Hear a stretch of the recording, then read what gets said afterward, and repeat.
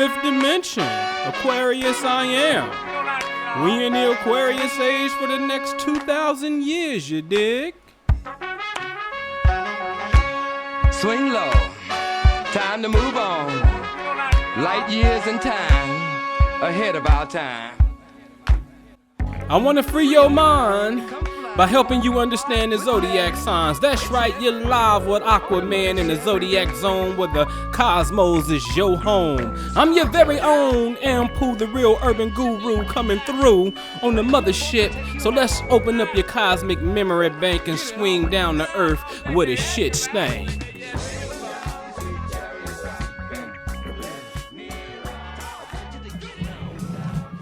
Yo, yo, yo. Mic check, 1, 2, checker. Can I get a mic check? Can I get a sound check? Let me know that you hear me in the chat. Can you hear me in the chat? Let me know if you can hear me. Somebody type it in the chat. Let me know if you can hear me. I know it's a little lag.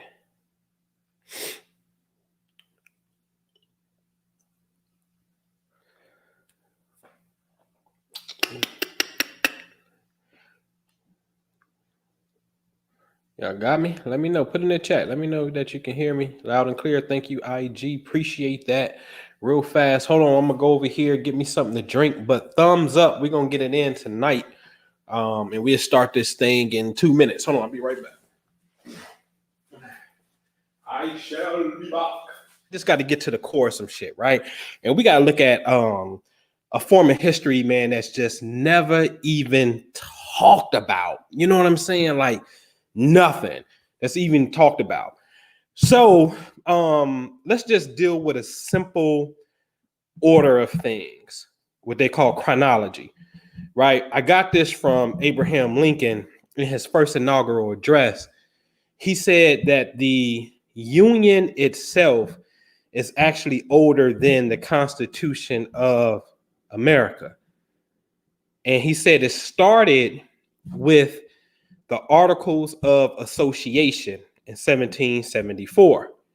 Now, I always say, open up another window, go to the type in Articles of Association and see for yourself. Now, in the Articles of Association, this is before the Declaration of Independence, okay? The Articles of Association is like the pre-declaration where the colonies are telling its mother country, King George and them, we no longer are going to associate with you. We about to break ties with you. And the way that we're going to do so peacefully is we're not going to be importing any syrups and molasses and all this stuff that we be eating. We ain't going to get nothing from the East Indian Tea Company. And we're not going to export anything to you and the colonies that you control. We just want to break away from you and let's just stop doing business altogether and go our separate way. Look it up, Articles of Association, 1774. Look at point number 1. There are 14 points that the new would-be America, but the colonies want to establish or get off their chest. 14 points. Please go read the second point, ladies and gentlemen. The second point, and I need to pull it up so I can read it verbatim. Okay. So again, I always say, man, listen, go look for yourself. If I'm lying, I'm flying. All right. Go look at the Articles of Association. Okay. 1774. Me personally, I like to go to the Avalon Project, which is Yale Law School. And you will see number 2 says, we will neither import, mean bring in, nor purchase any slave imported after the first day of December next, after which time we will wholly discontinue the slave trade and will neither be concerned in it ourselves, nor will we hire our vessels, nor sell our commodities or manufactures to those who are concerned in it. Anybody messing with the slave, let me put it in street talk. Anybody supporting the slave trade, we ain't messing with it and we ain't supporting it. We ain't buying it. we ain't doing nothing. This is point number 2. So now you got to understand something, that this thing called slavery to be point number 2 must be a serious issue. Again, this is not the United States of America. This is the 13 colonies, who is tired of the customs and ways of England. In truth, since this was an English colony and slavery was permitted by what they called the crown, slavery is forced upon these new people, these new settlers, as you want to call them, these new colonialists, whatever you want to call them. Slavery is forced upon them, and they dislike it so much that in point 2, they flat out said, we're going to do away with this. This is before the Declaration of Independence. This means America is not its own country yet. This is a fact.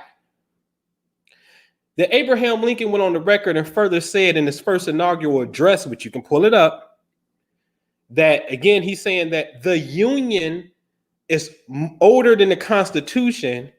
It starts here in the Articles of Association, then it matures itself in the Declaration of Independence, okay? And then it further matured itself inside of the Articles of Confederation, okay? And there's a word after the Articles of Confederation that we never say: perpetual union. Because in the Articles of Confederation, now we go into 1777, we know what the Declaration of Independence was. Move up to 1777, the Articles of Confederation and perpetual union. This is an agreement between the 13 existing colonies to be states, and they will forever, forever, forever be states and allies to one another, and never shall they leave the Union. This is going to later be the premise that Abraham Lincoln is going to use as the reason why the Civil War is the Civil War. It has nothing to do with slavery. For all that I do for the slave or the Negro, I do to preserve the Union. When he's talking like that, he is challenging the legality of what South Carolina, Mississippi, Florida, and the southern states are doing or want to do. They don't have the legal right to leave America, because in the Articles of Confederation and the Perpetual Union, there's an agreement that we're going to always be together. Okay? Genius. Now, I'm going to back up a little bit, because I dare go on the record and say, and I said I'm making a documentary of this, there was a secret, and it really wasn't a secret. There was a secret plan to end slavery. And we have to start telling the narrative and understanding the history the correct way, because the moment that we do, it frees yourself up. See, this is a problem that we have. If we go outside and we poll anybody and we just say, hey, 3/5, what do that mean? Oh, that's when America saw us as 3/5 as a human being. And I've been over this before. That's not true. If you never heard of that, maybe I get into it a little later, but that's not what's happening. The United States government never saw you as 3/5 of a human being. That's not true. It simply said, hey, there's Phil, there's Minister Jew, there's Ricky Skills, there's Anpu, and there's K Money. There's 5 of y'all that make up a population. Out of y'all 5, we can only count Anpu, Jew, and Skills. Phil and K Money, y'all 2 are not going to be counted for this census. Y'all 3, y'all going to be counted. So just because me, Jew, and Rick got counted, how does that devalue you and make you less than a human being or 3/5 of a human being? It doesn't. It says nothing like that. Read the language for yourself. It says nothing like that. You're counting 3/5 of the slave population. To count 3/5 of a population does not mean that you are 3/5 of a human being in value. And even the great, the GOAT, as many give to, Jay-Z said it in Wish Free. 3/5, I believe is the phrase, right? That's how popular this falsehood is. So there's this plan to end this institution of slavery. And when you look at the signers of the Articles of Association 1774, I want to point your attention to a gentleman from New York by the name of John Jay. You know, this is hip hop astrology. I remember first getting introduced to John Jay through hip hop through the Lost Boys, Mr. Cheeks. Remember the song Renee? Ghetto love is the love that I live by. The other day, why my shorty have to die? Remember that song? And she was studying law at John Jay. This is why there's a school in New York called John Jay School of Criminal Justice. John Jay will become the first United States Supreme Court Justice Judge, the Chief Judge. John Jay will also, of course, I think probably was governor of New York at one time. He's also the founder of the New York Manumission Society, meaning an abolitionist society that was dedicated to freeing the slaves. John Jay. Now, here's the catch-22, ladies and gents. These people, John Jay, your George Washingtons, your Thomas Jeffersons, some of them inherited a system of slavery, not just through the system of King George, but they mama, they daddies, they wife's daddies had slaves. Now, as a kid, they dead and you inherit this whole thing. Now, I know niggas in the hood that think that, like, let's give you the classic example. It's called LA and Chicago. Nobody's physically making you kill each other and make you set trip over red and blue. Nobody's telling you to sell drugs. Now, you feel like the options are short and, you know, I can't live off of, you know, working at White Castle, so I'm going to sell this dope. But nobody's forcing you to sell the dope if you want to keep it all the way 100. But you feel like this is a system that you inherit, so therefore you commit a necessary evil that you think is necessary. Meaning, I am going to sell drugs. Listen, ladies and gentlemen, I sold crack to a pregnant woman before, and I know I was in the creation of a crack baby. I said it in one of my rhymes before, right? Missy, she wanted crack badly. I remember thinking, she gonna get a hit, so I sold it like a bitch, a slave to the shit. So karma had to send a wired up informant, spiritual vision dormant. My soul I'm straight ignoring, right? So we participate in things, selling drugs to, like, come on, man, you sell crack, you sell coke, you glorize this shit. But then when we ask you, do you want to? You say, nah, man, I don't feel like I want to do that shit. And you don't want your mama doing it and you don't want your kids doing it. But yet you do it, though. It's because why? You're going to say it's a necessary evil. Well, damn, you commit crime against your own people as a necessary evil. But then when these people actually honestly inherited a system by the way of, it was the social norm of the day to have slaves, and they daddies was dying and said, these slaves are now yours. And then these same people who will have slaves will start to work to put in laws to emancipate and free slaves. You say they bogus, but yet you've been a part of killing your own people. We got to cut the bullshit. So my point is, these people, you're going to have some people like John Jay, whose daddy had slaves, which he inherited a system of slavery, but he's also like, yo, bump this. I'm creating the New York Manumission Society. Look it up. John Jay, founder of the New York Manumission Society, and we're going to start freeing slaves. And then they had other slave holders coming in there like, yeah, we're going to free slaves, but yet they got slaves. because they inherited a system. Okay? Just like you inherit the bullshit from the ghetto. All right? So John Jay signs off on the Articles of Association 1774. And guess who else signs off on this? Mr. Georgie Porgy, Mr. George Washington. Ladies and gentlemen, honestly, can you name 3, even 1, 2 presidents before Abraham Lincoln that took any stance against slavery whatsoever that you know on a record? Off the top of your dome. Honestly, just off the top of your dome. That you know. Okay? All right. Wow, my first address was on John J. Doc. See, Marie Lareau, this is for you. Trust me, when they start lining up like that, it's for everybody that's here. But when you start seeing yourself in the story, this is for you, for sure. And then there's a great work to do. All right. So George Washington signs off on it as well. This is 1774.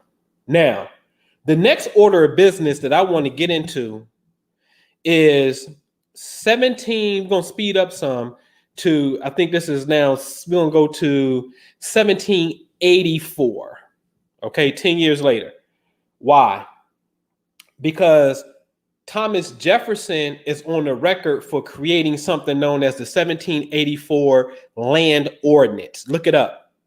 He has 5 points in his land ordinance, and point number 5, he wants to start chipping away and doing away with slavery. No slaves will be allowed in the new territory, Ohio. Okay, this new territory, I think it was in the year 1800. Once 1800 hits, we're going to do away with it. Okay. He got some pushback and that didn't make it. Okay. Look into it. So Thomas Jefferson now is on record saying, no slaves. You know what I'm saying? Thomas Jefferson, TJ, was a bad boy. That's a bad boy. I'm telling you, if I got to line my Mount Rushmore up on the slave tip, I'm telling you right now, man, Abe Lincoln, Thomas Jefferson, James Monroe, Grant, George Washington. Them 5 is some bad boys when it comes to this thing. Cold. All right. So listen. Thomas Jefferson's on the record 84. 3 years later, 1787, the federal government, then watch this. They're now at this particular point. Let me back up some. The Articles of Confederation 1777, this is where they call themselves the United States of America. But they're still at war in the Independence War. But it was the Articles of Confederation that they said in perpetual union that not only are we going to be together forever as states, but we're also styled as the United States of America. That is like the very first opening of the Articles of Confederation. Thus, this will be known and styled as the United States of America. Okay, this is what they start calling themselves when they form this Articles of Confederation in a perpetual union, which is pretty much the pre-Constitution, the Constitution before the Constitution. Now, but they're still fighting. Okay, the Independence War is over. What, 1782? When you're dealing with King George and the Treaty of Paris, 82-83, right there, 1782-83. Treaty of Paris, King George like, fuck it, y'all win, go be America. I give up. Do y'all. Okay. Now, 1787 gets here. They pass the Northwest Ordinance, the NWO, the Real New World Order. The Real New World Order is definitely the 1787 ordinance that says, let me tell them one thing, that says no slaves are allowed in the new territory. Okay, that is north of the Ohio River, Ohio, Indiana, Illinois, west of the Appalachian Mountains, which is Pittsburgh or Pennsylvania rather, and east of the Mississippi River, which would be Minnesota, Illinois, Wisconsin, Michigan, Ohio, Indiana. That little pocket right there, That's the new territory. And in this new territory, there's no slaves allowed here. Facts. Okay, now here's some evidence about this. If you open up a second window and you go Google Mississippi secession speech, go to the Avalon Project, Yale has it, read what it says. Mississippi says the federal government has always been against the institution of slavery. We'd like to direct your attention to a document called the Northwest Ordinance of 1787, where they wouldn't allow slaves in the new territory. This is Mississippi saying this. The federal government has always been opposed to slavery. Yes? Okay. Mississippi saying this, a slaveholding state. More lynchings have taken place on Black people in Mississippi than any other state recorded. And they're telling you the federal government has always opposed the idea of slavery. Now, am I supposed to believe some emotional people? They ain't giving me the history, but they just pro-Black? Or should I believe Mississippi, who was in that thing? I think we know who we should believe. It's there. Mississippi secession speech, read it. Okay? So now the Northwest Ordinance is established in 1787. Ladies and gentlemen, do you know that the United States Constitution ain't even here yet? The Constitution ain't ratified until 1789. So again, the federal government is making a mandate, pretty much a law, that states that there will be no slaves in a new territory before you even had a constitution. The Judicial Act of 1789 that starts to develop a Supreme Court and appointing chief justices and associate justices was not even in play yet. The United States of America didn't even have a constitution, nor did it have a judicial system before it addressed and outlawed slavery. Facts. Come on, man. Ooh wee. Huh?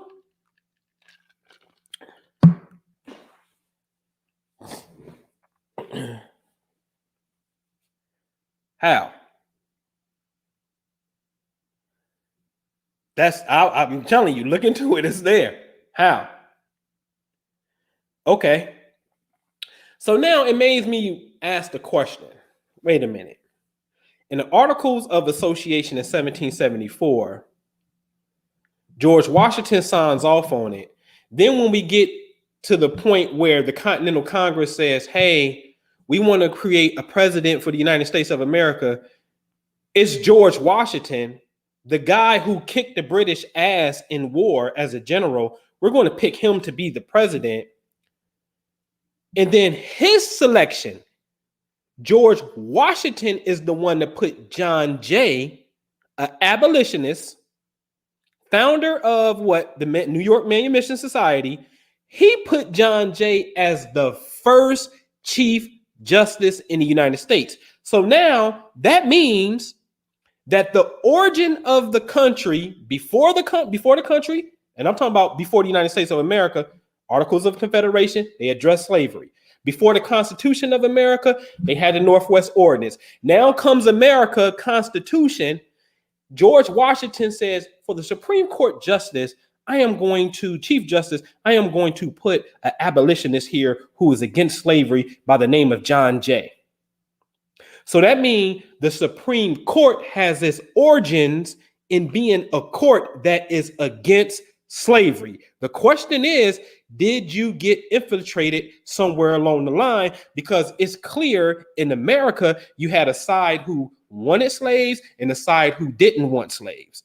And we always tell the story from the victim side, from the people who wanted slaves in the rough aftermath of they sick dogs on us. They sprayed us with water hose. They instituted the black codes down south. That's the most obvious one. The black codes came immediately after slavery. That was the South retaliating because they lost the Civil War. But you don't want to jump on the side of the people that's writing the legislation and that's enforcing this shit. Shoot them up, bang, bang. This is why I got these dudes on the wall behind me, because they was the shoot them up, bang, bang dudes. Okay? So we got to tell the different narrative here, because you and I got the liberty to talk about this and do whatever we want to. We can go invest in real estate. We can go buy businesses. We can go do whatever we want to do. And ain't nobody going to stop us. Okay? Because this idea eventually won out. Now, so I'm asked the question, damn, did George Washington purposely put this dude here? You know what I'm saying? A lot of y'all don't know. 1793 Fugitive Slave Act. The South is tripping. Hey, man, these slaves is coming up to America, man. And I mean, coming up to the North, and they getting free. And y'all bogus. That's our property.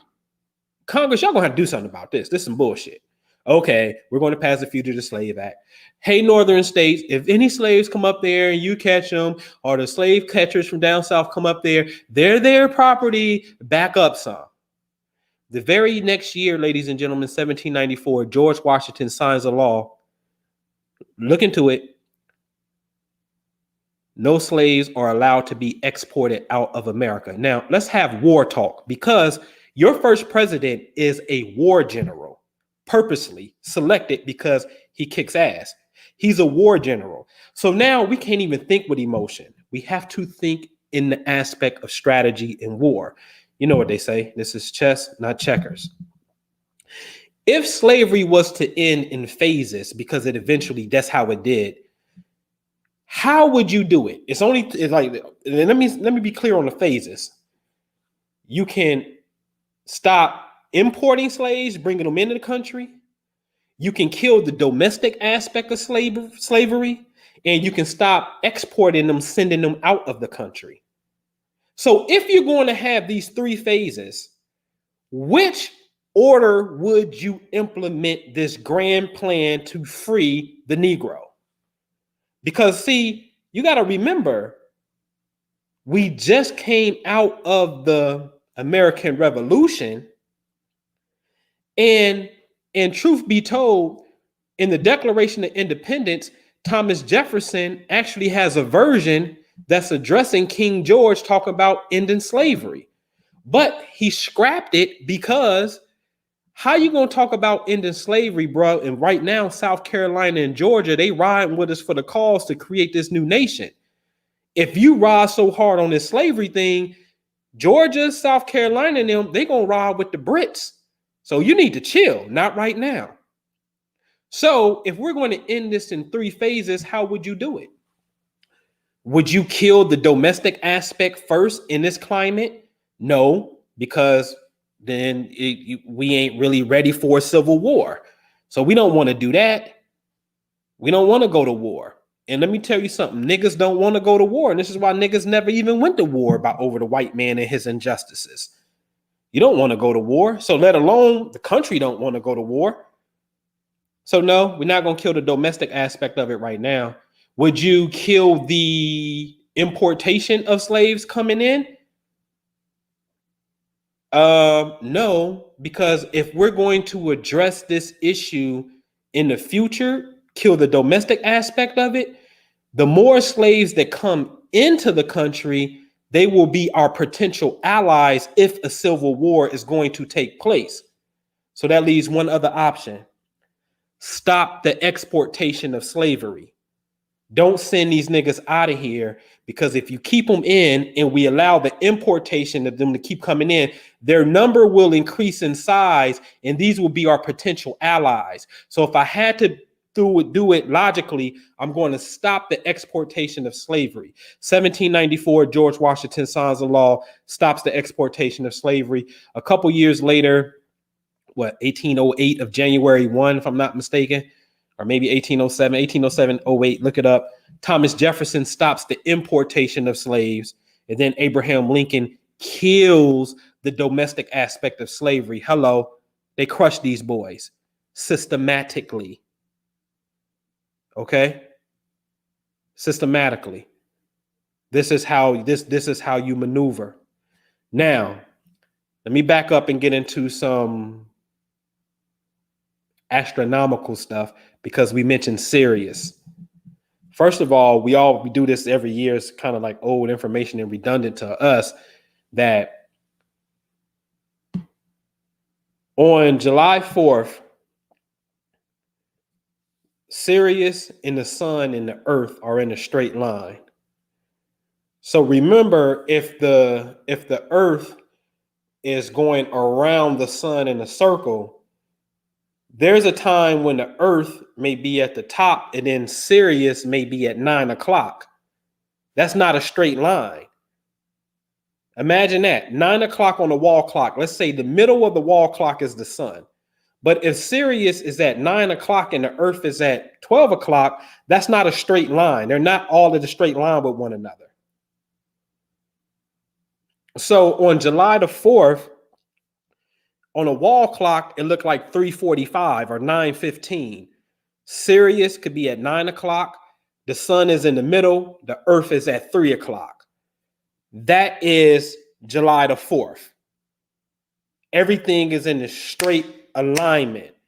The three wise men, okay, is these three stars. Bam, bam, bam. It's just like this, okay? Now, we know that Sirius has its origins easy in the West African Dogon tradition of Mali. That's a fact. They have knowledge about the Sirius A and B and C before white people had telescopes. Yes. Right? Hey, Amina. Right? And then in Egypt, Sirius was depicted as the goddess Sepdek, and she had a star on her head. And then there's this temple called the Temple of Isis in Philae. Okay, dedicated to Sirius. So now Sirius has cosmic Egyptian origins that deal with the goddess energy, and then it has this West African Dogon energy. History as well.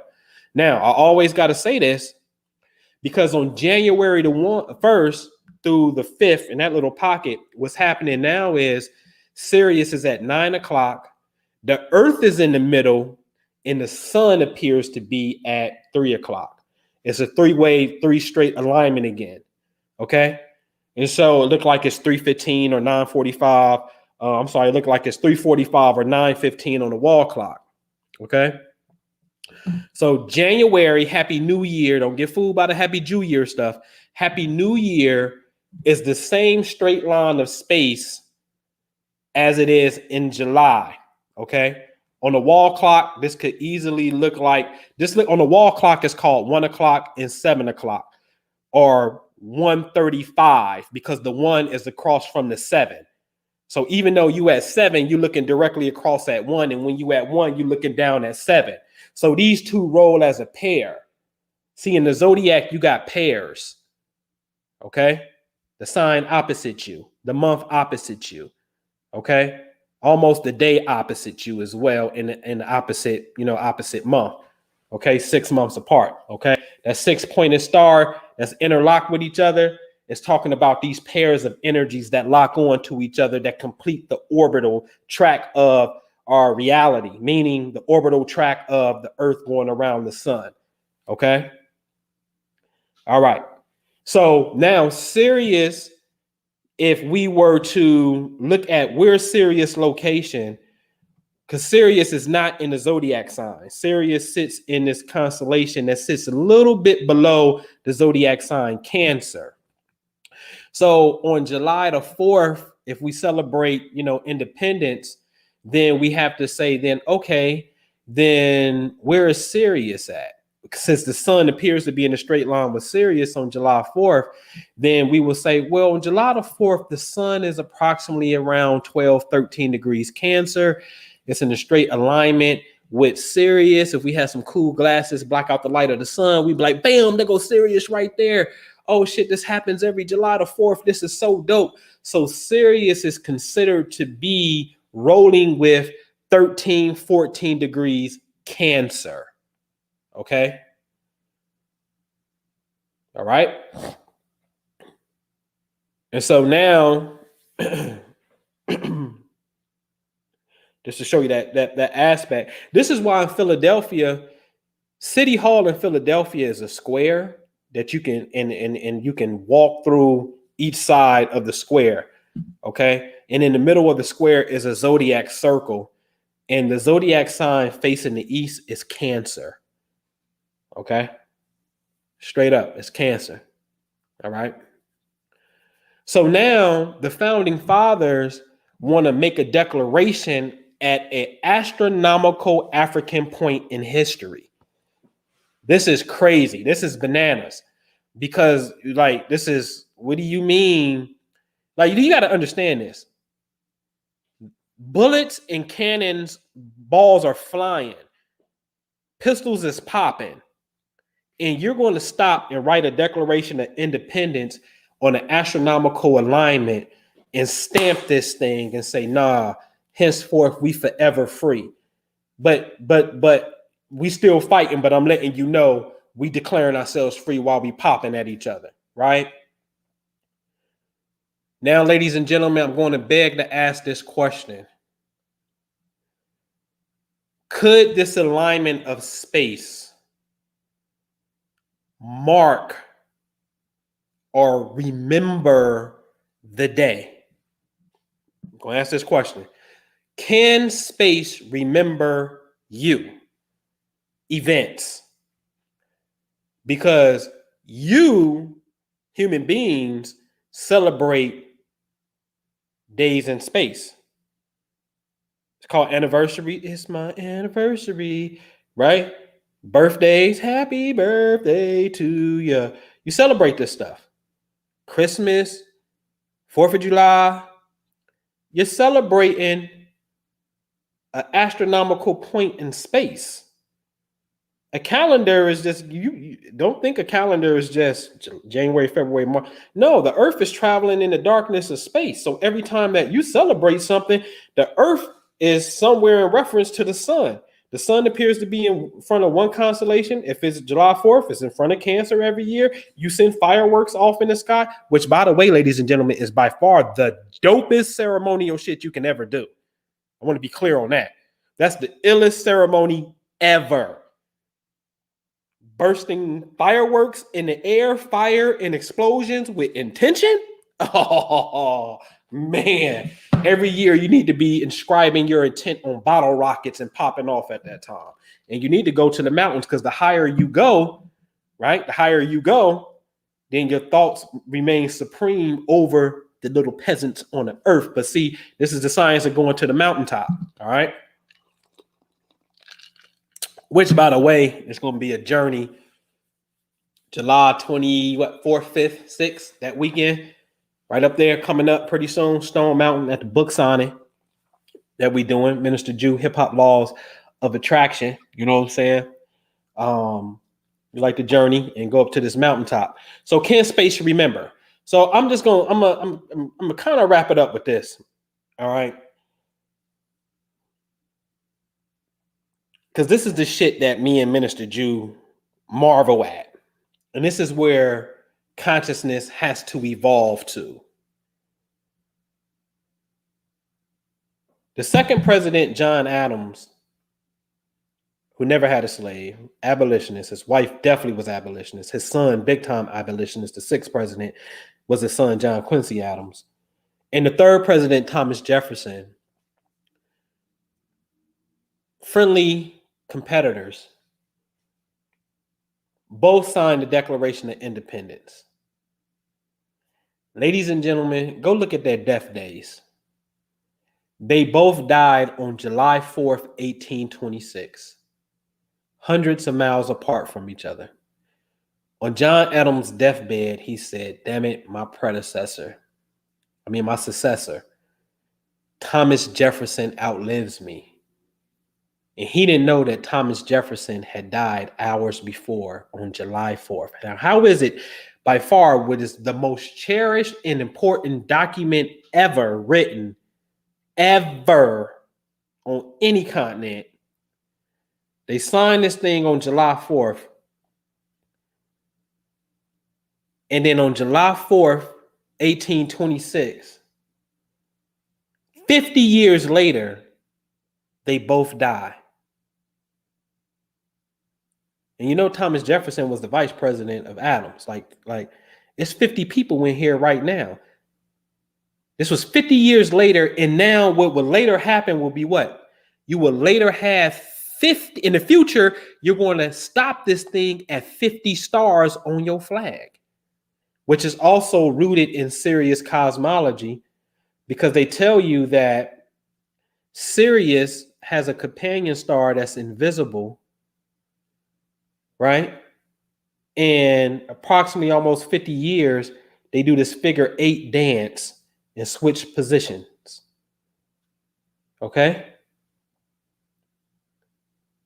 So this whole thing, the United States government, which by the way has this device, this monument called the Washington Monument, that's pointing up to the heavens, is an astronomical alignment, which we know the obelisk, also known as a Tekken, is Egyptian or African in its origin, pointing up to the heavens, and it's mirroring a phenomenon. This ain't pointing to the heavens to be cute. You got to walk it out. You have to mirror something. You have to do something. So if a planet or a star sits about 13 degrees Cancer, then I'm going to, if I love this star and I'm like, I rock with this energy, then I'm going to create 13 colonies off of this. All right. Then if it takes 50 years to do this little switch, little flip-flop, then I'm going to evolve from 13 and expand and go up to 50. You feel me? And then if I am a scholar of, of the Bible, and I write spiritual texts, then I'm going to say the Jubilee is 49 years, 7 times 7. And on the 50th year, all the debt is erased. Or the 49th year, the debt's erased. And on the 50th year, we going to rest and do nothing. Because I'm going to line it up with that. So now I'm going to create a lifestyle that mirrors rotation. You understand what I'm saying? So this is how you activate. Okay.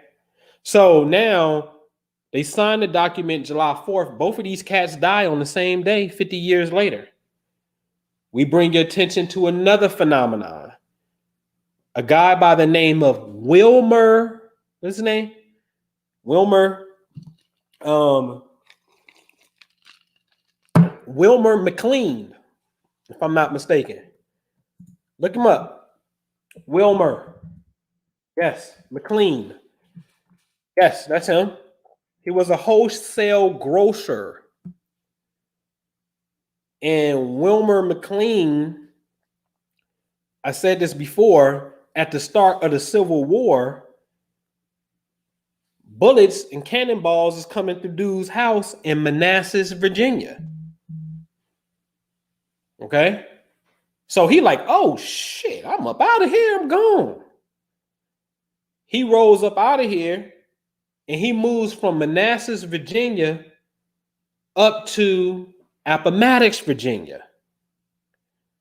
This is 1861. He moves. 1865, April 9th, General Lee gonna surrender. We got to pick a house where he gonna surrender at. This cat is gonna surrender at Wilmer McLean's house.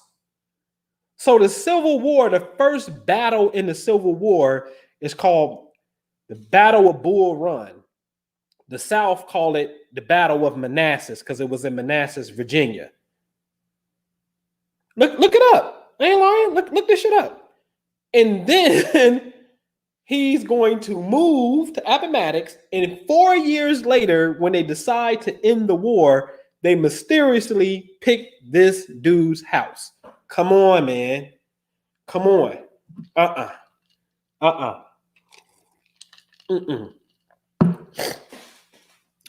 So if you say you believe in God, it gets no more clear than that.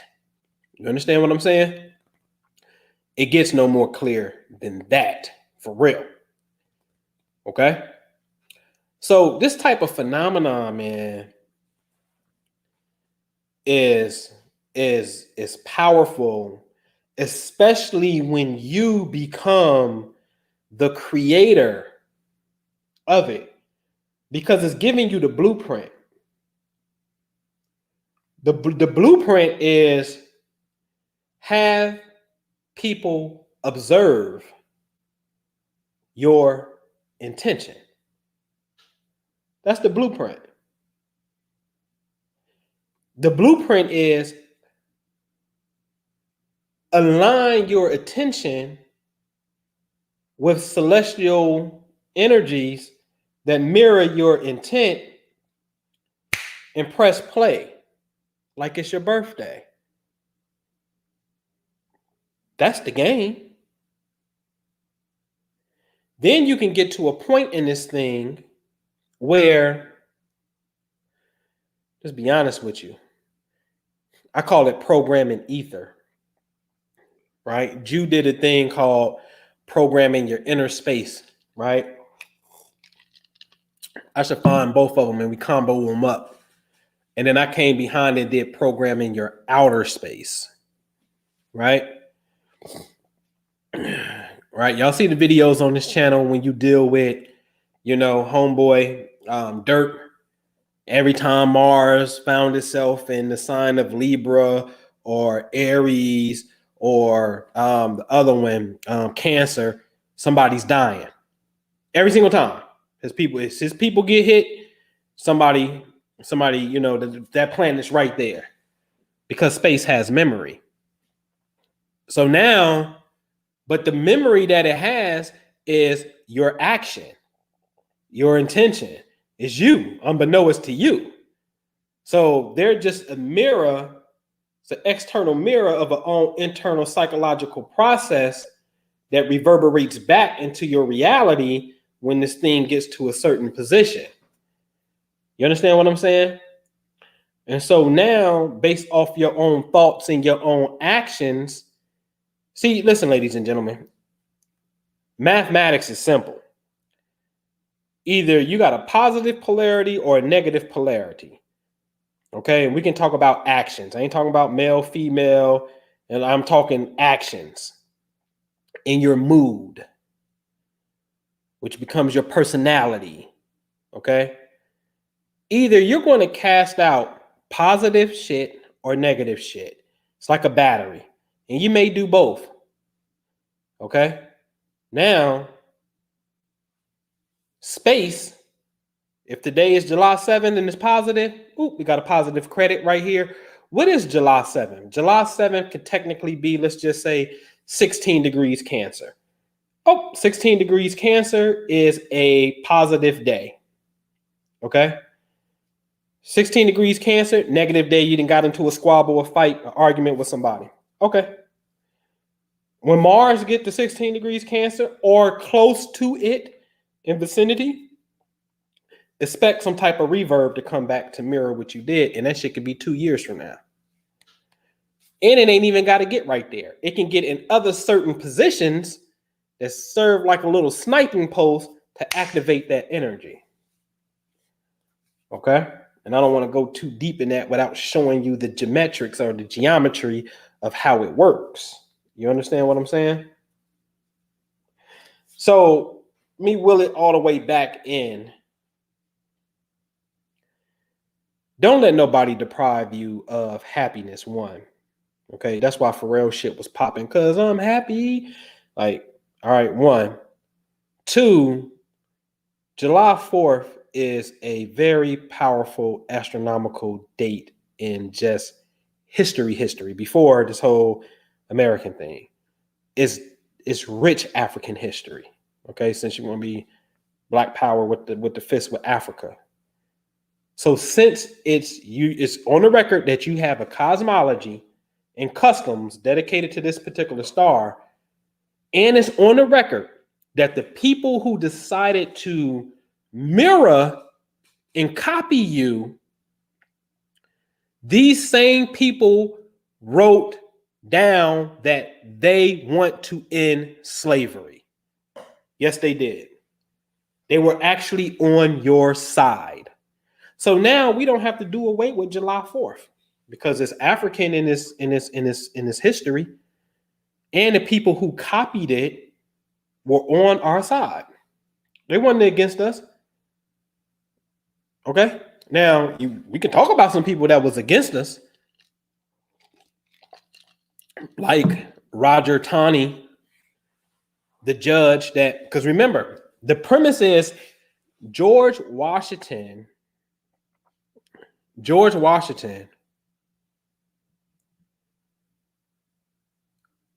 appointed an abolitionist as first Supreme Court Chief Justice, John Jay.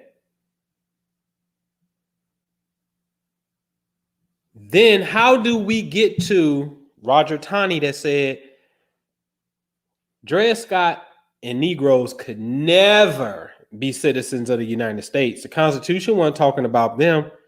They would never have no rights that the white man is bound to respect. Dred Scott tripping. He a slave. How did we get there? That's called infiltration. You can see it where they lost the early part at the founding, 1787 Northwest Ordinance, no slaves allowed. They were losing. No slaves, period. Fugitive Slave Act. Okay, no slaves are allowed to be exported out of America. How about that? They was going back and forth. This shit was chess. Salute to my nigga James Monroe. Monroe is almost like over Lincoln. Like they like run neck to neck for me. James Monroe said, it's called the Missouri Compromise, 1819. Hey man, ain't no slaves allowed to be past 38 degrees north latitude in America, period. And then they're like, well, Missouri want to come in as a slave state. They're like, oh, okay. Hey man, you gonna be a new state and you coming in as a free state. How about that? Like, what gets more gangster than that? Like, this is some gangster shit right here. I ain't talking about protesting. Fuck all that. Like Missouri wanted to come into the United States of America as a slave state, and somebody went to work and said, okay, here go a new state called Maine, and it's a free state, because at that time it was 13-13. And if Missouri would have came in, it would have upset the balance. So they said, okay, we're going to bring in another state called Maine. It's going to be free. Look it up. Missouri Compromise. Look it up. Not only did Monroe say no slaves above 38 degrees north latitude, not only did the Missouri Compromise, which brings in Maine to check Missouri, the Monroe Doctrine, which I've seen people try to say, oh, the what's that, manifest destiny, America wanted to go out and conquer the world. You a lie. You lying. Not in that way. America is not on the record of going into any other country and participating in the slave trade and colonizing somebody. They never did that. Now, did America go somewhere and do business? Sure. Are the CIA probably somewhere and undermining governments so they can implement some new economic pipelines for oil? Possibly, sure. But I'm talking about slavery. The United States of America never went into another country, another island, and said, we colonizing this joint. What James Monroe did in the Monroe Doctrine, he told England, France, and Spain, I said in one of my raps, no Western Hemisphere for you niggas. None. He told them, listen, don't y'all come over here in the Atlantic Ocean, in the Western Hemisphere, trying to colonize anybody, or America is going to take it as a threat and you're going to have a problem. We busting your shit. You come over here colonizing anybody else. Now, if you got the British West Indies and if you got Brazil, okay, cool. You already established that. That is yours. But do not come over here trying to colonize new stuff. That's Monroe. I give you one more about James Monroe. 1819, 1820 piracy laws. Look it up.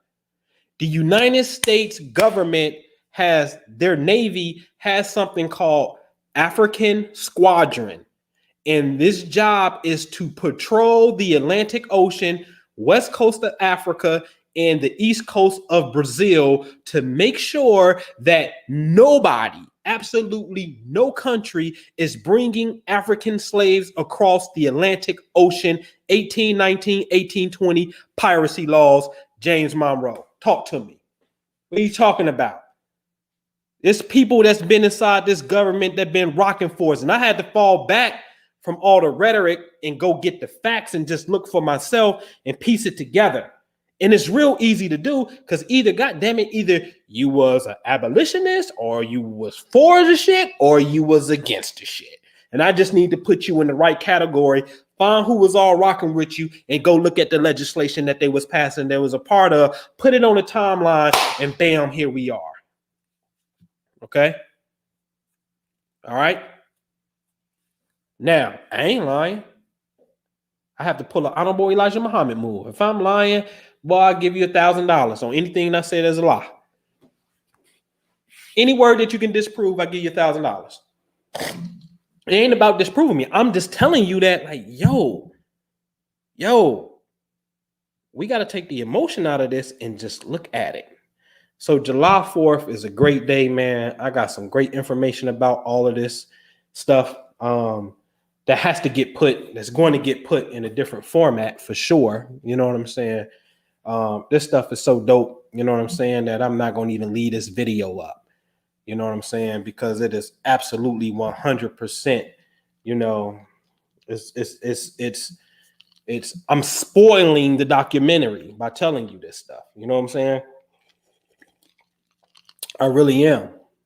But I just want to give it to you because we in that pocket of space, you know, we'll be coming off the July 4th weekend type of thing, where I know y'all heard the rhetoric and you may even have some mental. I used to. Oh man, what? That was my first school of thought. What? I had to, and I ain't knocking it. I had the wristband, the red, black, and green. What? I went to the Army Navy store, nigga. I had me a big ass knife with a panther on the end of it because the nigga was a convicted dope boy. I'm not supposed to have guns. You know what I'm saying? And so, you know, I'm walking around with the beret on. Nigga, I got the patch. I got what? I got the beret on, the Huey P. Newton beret on with the red, black, and green flag stitched into it. Nigga, what? Black Power. What are you talking about? Malcolm X t-shirt. Let's go.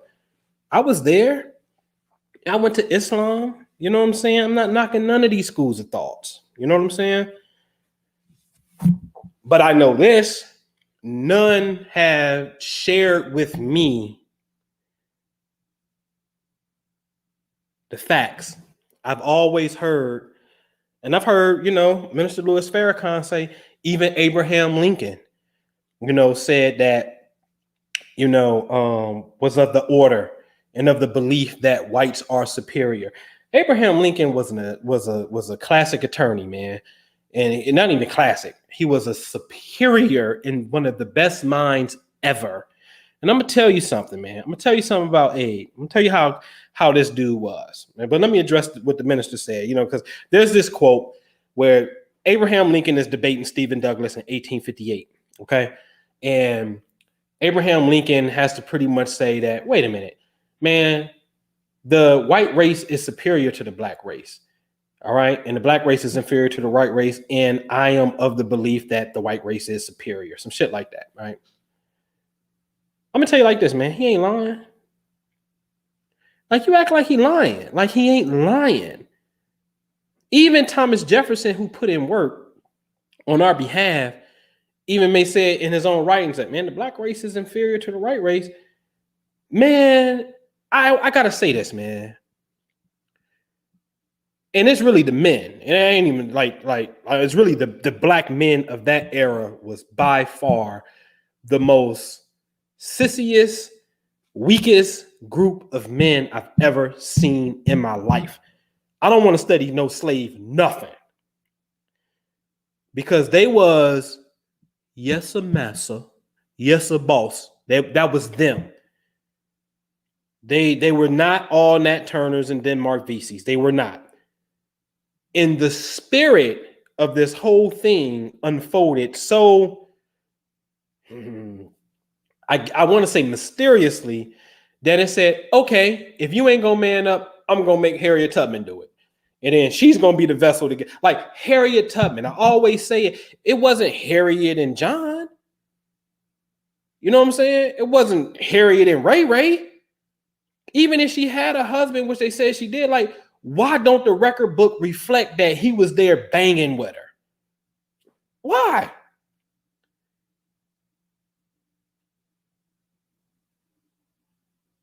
You were inferior at that time. I'm just gonna have to say it is what it is. So you can't get mad at Kanye West when he said you had a choice. I'm gonna give you your choices that you had. The white man pulled up on you. I got a choice. We're gonna beat his ass because he just got off this boat on Africa. Who is this strange dude? We're gonna beat his ass. Or we're gonna beat his ass and we're gonna enslave him. We're gonna beat his ass and we're gonna kick him out. We're gonna beat his ass and we're gonna kill him upon arrival. We're gonna try to beat his ass and he gonna beat our ass and kill us. We're gonna try to beat his ass, he gonna beat our ass, and he gonna enslave us. He gonna enslave us, we're gonna jump off the boat. We're gonna enslave us, we're gonna take over the boat. He gonna pull up and we're gonna run. You had plenty of options. You may not like the choices, but you had options. Don't tell me you didn't. You did. You just didn't like the choice. Okay? I just gave you all the options you had because you had them. All right? They were there. Back to my point of Abraham Lincoln. Go read the first inaugural address, ladies and gentlemen. You know what this man said? And I'm paraphrasing, but you can pull it up yourself. He said, you know, there seems to be some tension now that I've been elected the president, and y'all think that I'm going to interfere with the institution of slavery, but I'm not. I'm not going to interfere with the institution of slavery, for I don't think I have the legal right to do so. That's what he said. Go read it. This man blatantly lied to them and told them, I'm not going to interfere with the institution of slavery. Dude, all through your Lincoln Douglas debates in 1858, you was talking about how you don't like slavery.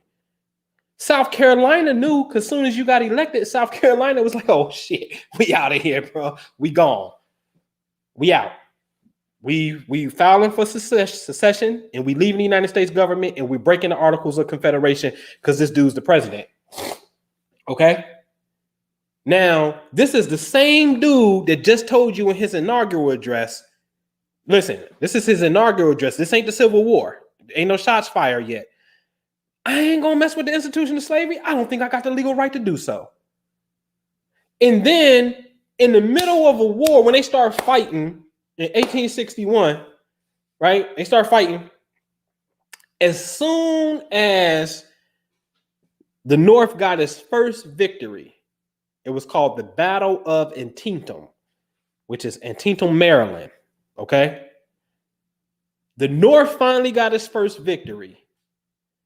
Abraham Lincoln issues an Emancipation Proclamation saying the slaves are free henceforth and shall forever be free. You just said at the inauguration address, you wasn't messing with the institution of slavery, but as soon as you get your first victory, you write a document that says the slaves are free. Come on, man. Stop it. The South saw through aid very clearly, and that's why they wanted to secede. Okay? Now I had this argument. I may put this video up. My pops was in here. He come in here. He see the shirt. Shout out to my man Ricky Skills in the chat. He the one that made the Abe Lincoln shirt right here for me. And you see Abe Lincoln on the wall behind me in the middle. He said, man, you really like Abraham Lincoln? No, you really think he freed the slaves? I said, I don't think, I know. I said, don't do this, man. I do this. Don't do this, Dad. Don't do it. He ain't want to free the slaves. He just want to do it for the country. I said, okay, so you want to do this? I had my son record. I said, hit the camera. Let's go. Here's my question. If you're saying Abraham Lincoln, because now what you're going to do is you're going to run to a letter from Horace Greeley that Abraham Lincoln wrote to this newspaper guy named Horace Greeley. And Abraham Lincoln played the Union card, and he said, hey, man, if I can free none of the slaves and save the Union, that's what I'm going to do. And if I can free one of the slaves and save the Union, I'm going to do that. And if I can free all of the slaves and save the Union, I'm going to do that. Whatever I do with the Negro, I do it because of the Union. And so it's funny that everybody always run with the first sentence when he says, if I can free no slaves and save the Union, that's what I'm going to do. But in the very next sentence, the man said that, but if I can free all the slaves, I'll do that too. They never tell you this. Go read it for yourself. You're going to see the discrepancies and you're going to see it. They never tell you this shit. Okay. Now, here it is. Dude is telling you, like, all right, I'll free them all. I do this for the Union. Now, if your argument is Abraham Lincoln didn't want to save the slaves, he just did it for the Union. Okay, here's the question. Then why would he write an emancipation document that says the slaves are and shall be forever free? Why? If it's about the Union, why is he writing a document that said the slaves shall be free? Why? See, it don't make sense, man. It don't make sense. It don't make sense. Okay? Because the Union, and I give you a speech. I want to say 1859. Cincinnati. Abraham Lincoln said, the only threat to the Union is slavery. He said this before he was even elected president in speeches. The only threat to the perpetuity of the Union is slavery itself. This is what he said. And so then later, if he tell you he's doing it for the Union, that's really his bluff card. Because see, ladies and gentlemen, in war, let me tell you something. It's called Kentucky. It's called West Virginia. It's called Missouri to a degree. They're known as border states. They got slaves, but they didn't join the Confederates. The moment that we start talking about ending slavery, you about to create more enemies for yourself, fool. So don't say we're doing this about slavery. Let's make it about the Union. You don't have the legal right to leave the Union, and you damn sure ain't got the right to fire shots upon federal vessels or any, it wasn't a federal vessel. The very first shot was a boat called the Star of the West. It was a merchant ship. And look at that. The Star of the West was the boat that got shot at the Battle of Fort Sumter. That started the Civil War. South Carolina fired the first shot. Sneaky little bitch, right? So that was a sneak attack. The Union lost, didn't know they was about to get sucker punched. So I said, okay, now let's go meet on the battlefield. Then that becomes the Battle of Manassas, known as the Battle of Bull Run. 1, lose that one. Battle of Bull Run 2, lose that one.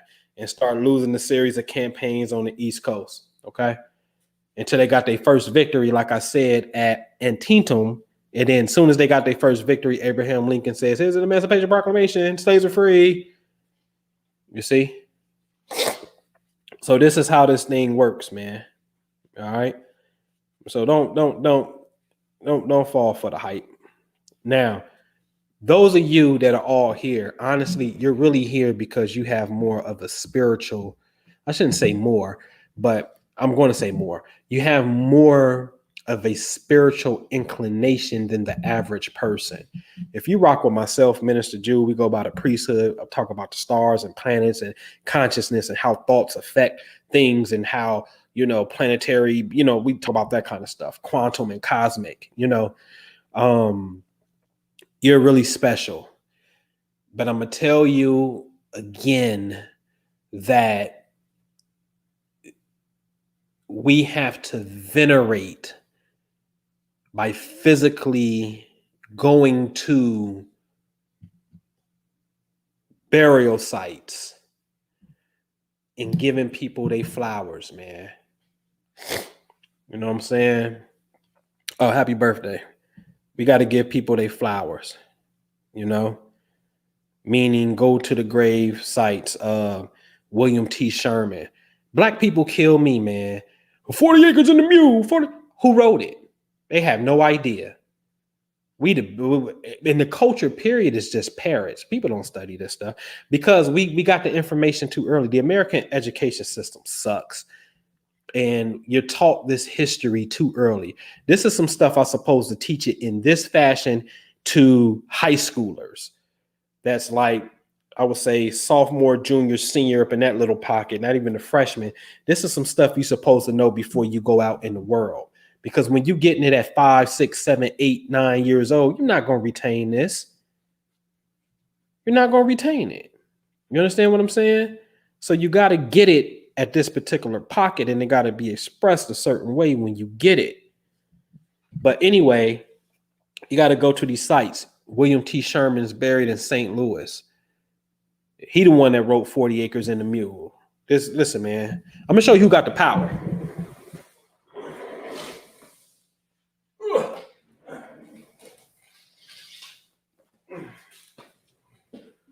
Who's holding the conversation? Everybody's looking at one person. This guy here. He's the one with his hand talking, Abe's listening, Grant in control. Every time Grant gets a promotion and goes up the ladder in the military, he takes Grant's spot. He's the one that wrote 40 Acres in the Mule, William T. Sherman. Okay? This is Rear Admiral David Porter. He was on the boat. They own his boat. Okay? So this picture shows you who has the power. Uncle Billy got the power. I told you, go Google image Atlanta City Seal. There's going to be a firebird coming out, some ashes of fire, and it's going to say resurgence. And resurgence is a Latin term to mean resurrection or to mean to rise again. Why is it coming out of a fire? Because in the Civil War, Atlanta was burned down and the whole city was shot up with cannonballs. Who did that? William T. Sherman burned Atlanta down because he wanted to make the South feel like, don't you ever go against the government again. War is treacherous. And the more treacherous I can make it and the more brutal I can make it, the sooner it's going to be over. That's his mindset. That's what he said. Literally. So there's documentaries called Sherman's March to the Sea. Sherman, when Georgia howled. He's the one that burns Atlanta down. Okay? So he'd catch some flack. Oh, he also he didn't want the slaves to follow him, and he destroyed a bridge. I wouldn't want them to follow me either. This is military. You wasn't fighting all this time. I don't need you and your kids following me when I'm at war. I'm at war. I ain't got time for that right now. Sorry, I'm going to dump the bridge too. This is war. See, people be so emotional, man. But I'm telling you, this is the real deal. So these little things like that, man, I just feel like it's very important for us to know from the American standpoint of history, because I always say it like this. In slavery, not one African nation came and got us. Morocco didn't come get us, so I'm not making a stab at the Moors, but I'm just saying the truth. The Moorish nation, Tangiers didn't come and get us. All the other ones, North African countries up there, they didn't go get in their boats and come across the Atlantic Ocean and they came and got us. No Islamic nation came and got us. No red, black, and green other African nations came and got us out of slavery. Nor did the Native Americans come get us out of slavery. And they was here. And I got a bone to pick with their ass. They was here. I'll tell you about the karma of them. Because they had slaves. The Cherokee, the Creek and them, and Seminole, and the other two, Chickasaw and Choctaw, 5 civilized tribes, they had slaves. Yeah, they did. They did. You gonna be sitting here and you watching, come on, man. You sitting up here watching black kids, black women. I don't care about the man. You just a sucker. If you're gonna let another man subdue you, you just a sucker. I have no mercy for another man letting another man do him in. All right. And so, but you gonna watch the women and children go through this institution called slavery, and Native American formed a confederacy of a band together and said, you know what? we about to go ride on these Europeans and get these Africans free. That ain't how we got free. They participated in it. So since they participated in it, guess what? The karma of them is the Trail of Tears, Andrew Jackson come. Y'all gonna lose y'all territory down south and we marching y'all ass to Oklahoma.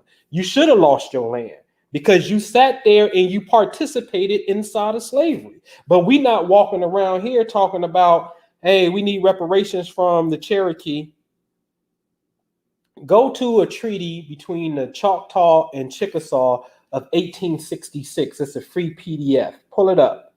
I'll pull mine up and do a share screen and show it to you. But I'm giving you homework because everything I say, you can pull it up. The Treaty of 1866 between the Chickasaw and Choctaw, the United States government intervened and told them, stop enslaving African people. Stop enslaving African people. Stop it. Slavery's over. Okay? So you should have lost your land. That's why you lost your land. Okay? And you owe up too. But see, we can get technical because everybody ain't perfect, man.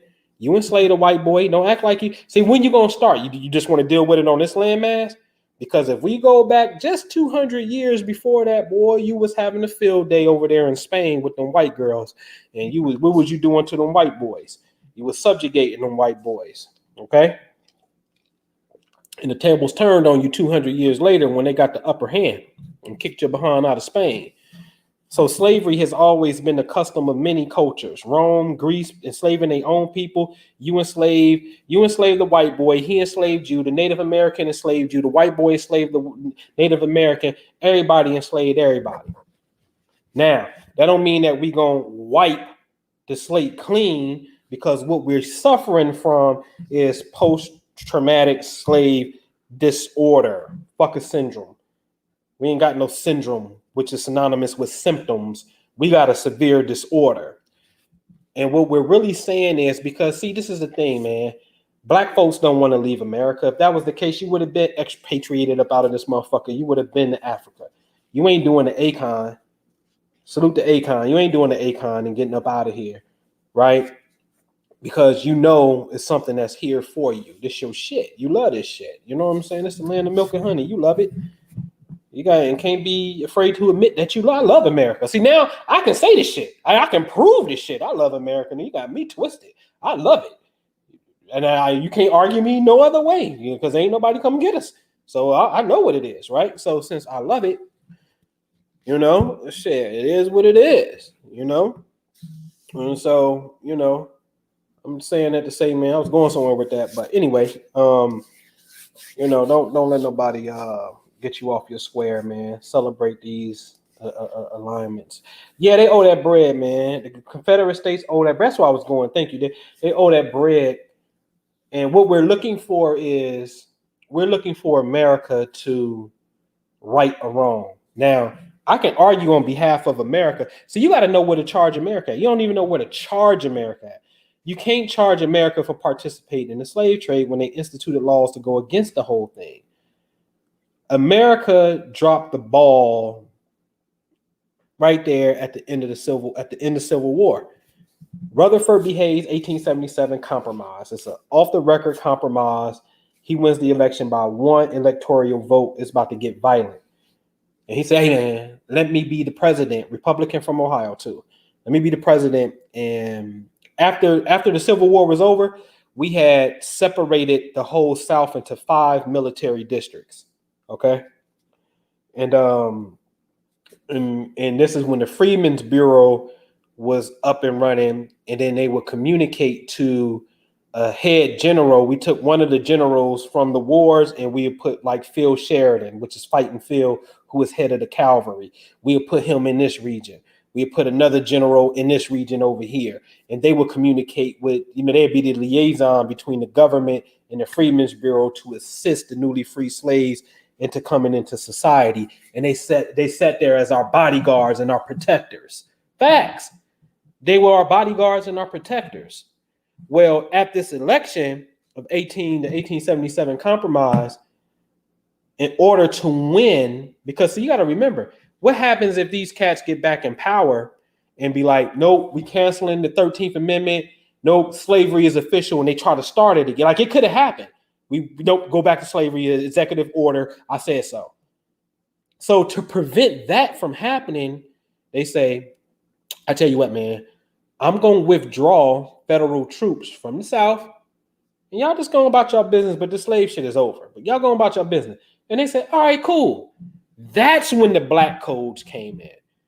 That's when the Ku Klux Klan came in shortly before that. The Ku Klux Klan started in 1865, same year Lincoln died. The Ku Klux Klan started. This is why I keep telling you, Ulysses Grant created the Department of Justice with one sole intention, to stump out the Ku Klux Klan, and they did. That's why you got a first Klan and second Klan. The first Klan got stumped out. Go look at it. And it's called the Enforcement Acts of 1870. Ulysses Grant, the general who won the Civil War, when he became president, he had to write some laws or sign a law called the Enforcement Acts, and also known as the Klan Acts. So if America is racist, then why is it making up laws called the Klan Act and destroyed the Klan? Because America is not racist. Now, it don't mean that racism don't exist in America, but you can't say America is racist. But here's the charge to America.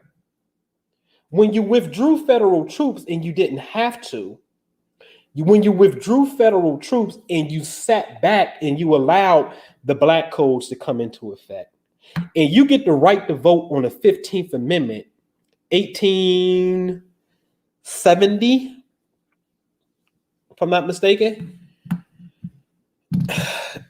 14th Amendment, but you don't vote until 1964, 65, Voting Rights Act.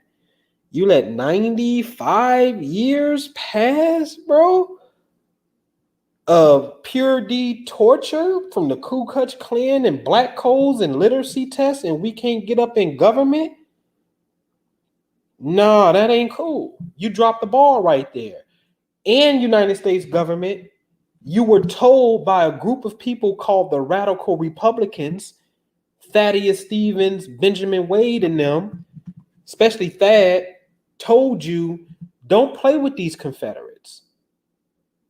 What we're going to do is, if anybody had the rank of a lieutenant of higher, kick their ass out the country. They're treasonous. They are murderers. We're not going to even deal with them. They ain't going to have no land. They ain't going to have no government position. They out of here. Get a black people this land.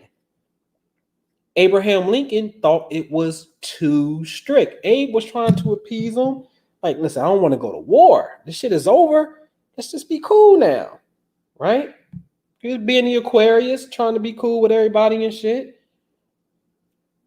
That didn't work, obviously, because now we got the civil rights era after the slave era.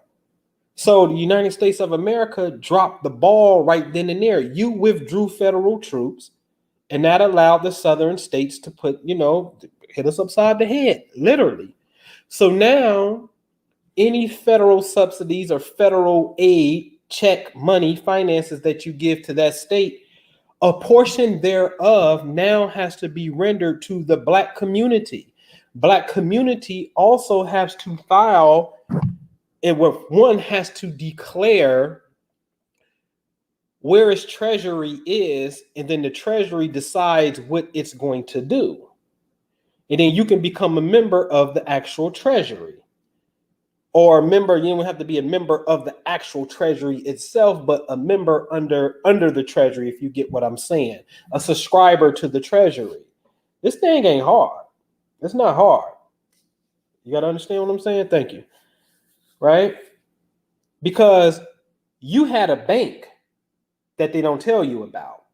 It was called, everybody hear about the Freedmen's Bureau, but you never hear about the Freedmen's Savings, Savings and Trust Company.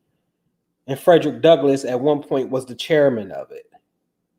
You had a bank that was right next to the United States Treasury. The Treasury has a building called the Annex Building, which is the building next to it. On that site, that was the bank for colored people. We had our own bank, and corruption and stuff took place and it folded, but we had our own bank. Only thing that we really have to do is form a central treasury. Once we form our own treasury, right, whether we want to call it whatever, man, you know what I'm saying? Whatever we want to call it, you know what I'm saying? Hip hop, whatever, fun, then you can be a subscribing member to it. And then once we agree to a financial number that the United States government is going to cut aid from these particular states, because these states is going to fit the bill because they purposely violated and went against the United States of America and broke the Articles of Confederation. Since they did that, they got to pay for that. They put, and the United States government also has to put in too, because you watched some shit happen on your watch and you shouldn't have. Once you put money into that treasury, then the board on that treasury decides how the funds is going to be allocated. And the funds can be allocated with you going to Michigan. I'm gonna give you the spiritual shit of this shit. I'm gonna share my screen, okay? First, let me pull up something real fast. You gotta kind of know a map. Let me get a world map real fast. United States map real fast. Let me see something.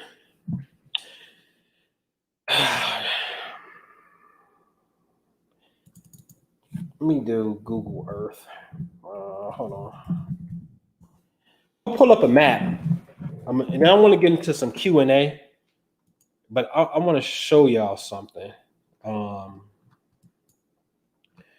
how this thing works, okay? And you just got to know where it is. So boom, boom, boom, and I'm going to do a alt control print screen. I'm going to paste it here. Yeah, all right. It's about like right here. And while I do that real fast, while I do that real fast, I'm gonna run to the bathroom real fast, refresh. I'll be right back, but I want to show you something on with the Big Dipper. The last segment of this is the slaves were following the North Star to get free. There's something that's there for us if we understand the symbols. I'll be right back. All right.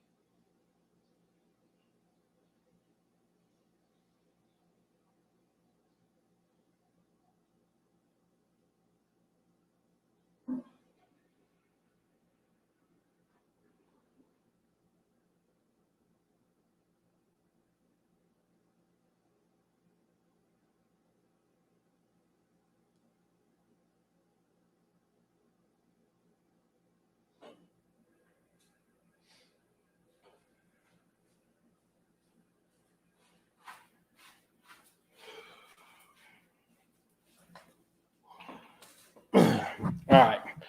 So let me share my screen.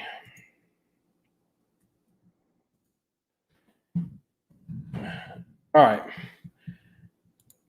So we know that the Big Dipper is like a panhandle. And truth be told, in the Bible, there's 7 cities. That's in Revelations, and Philadelphia is one of those cities. But since you got to deal with the territory of coming up north, because these northern states of Wisconsin, Illinois, Indiana, Michigan, Ohio, these were the new territories that was part of the Northwest Ordinance that said no slaves are allowed here, period. These states had to send in their constitution to get approved by Congress before they can become a state, and no slaves are allowed in those states, okay? So if you look at these cities, okay, if you look at these cities, you can take in the Chicago, you can take Indianapolis, okay?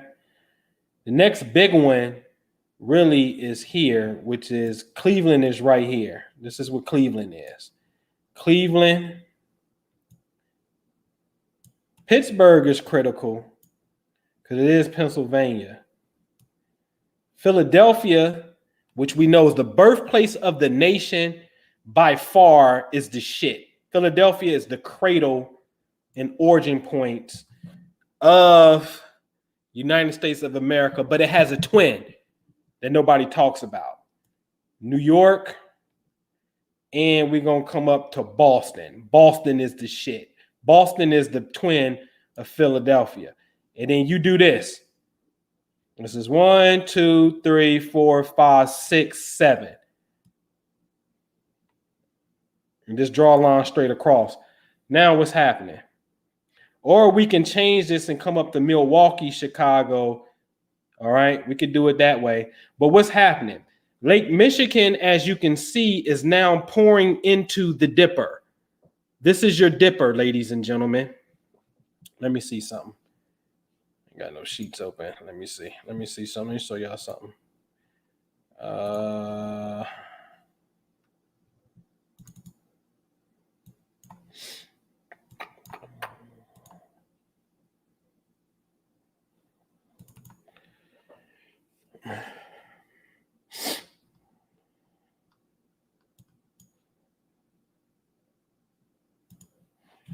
Take me to the north, please.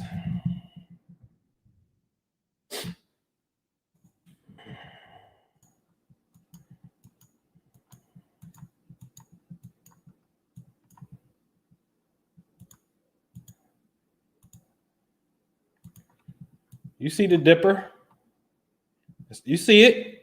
This is what you following. This is what you following, right? You following this. Polaris is at the handle. 1, 2, 3, 4, 5, 6, 7. Okay? That's what you following, right? Right? So let's go back to it. 1, 2, 3, 4, 5, 6, 7. You can't tell me this ain't what it is. Here's the proof, ladies and gentlemen. Let me show you something what the white boy know.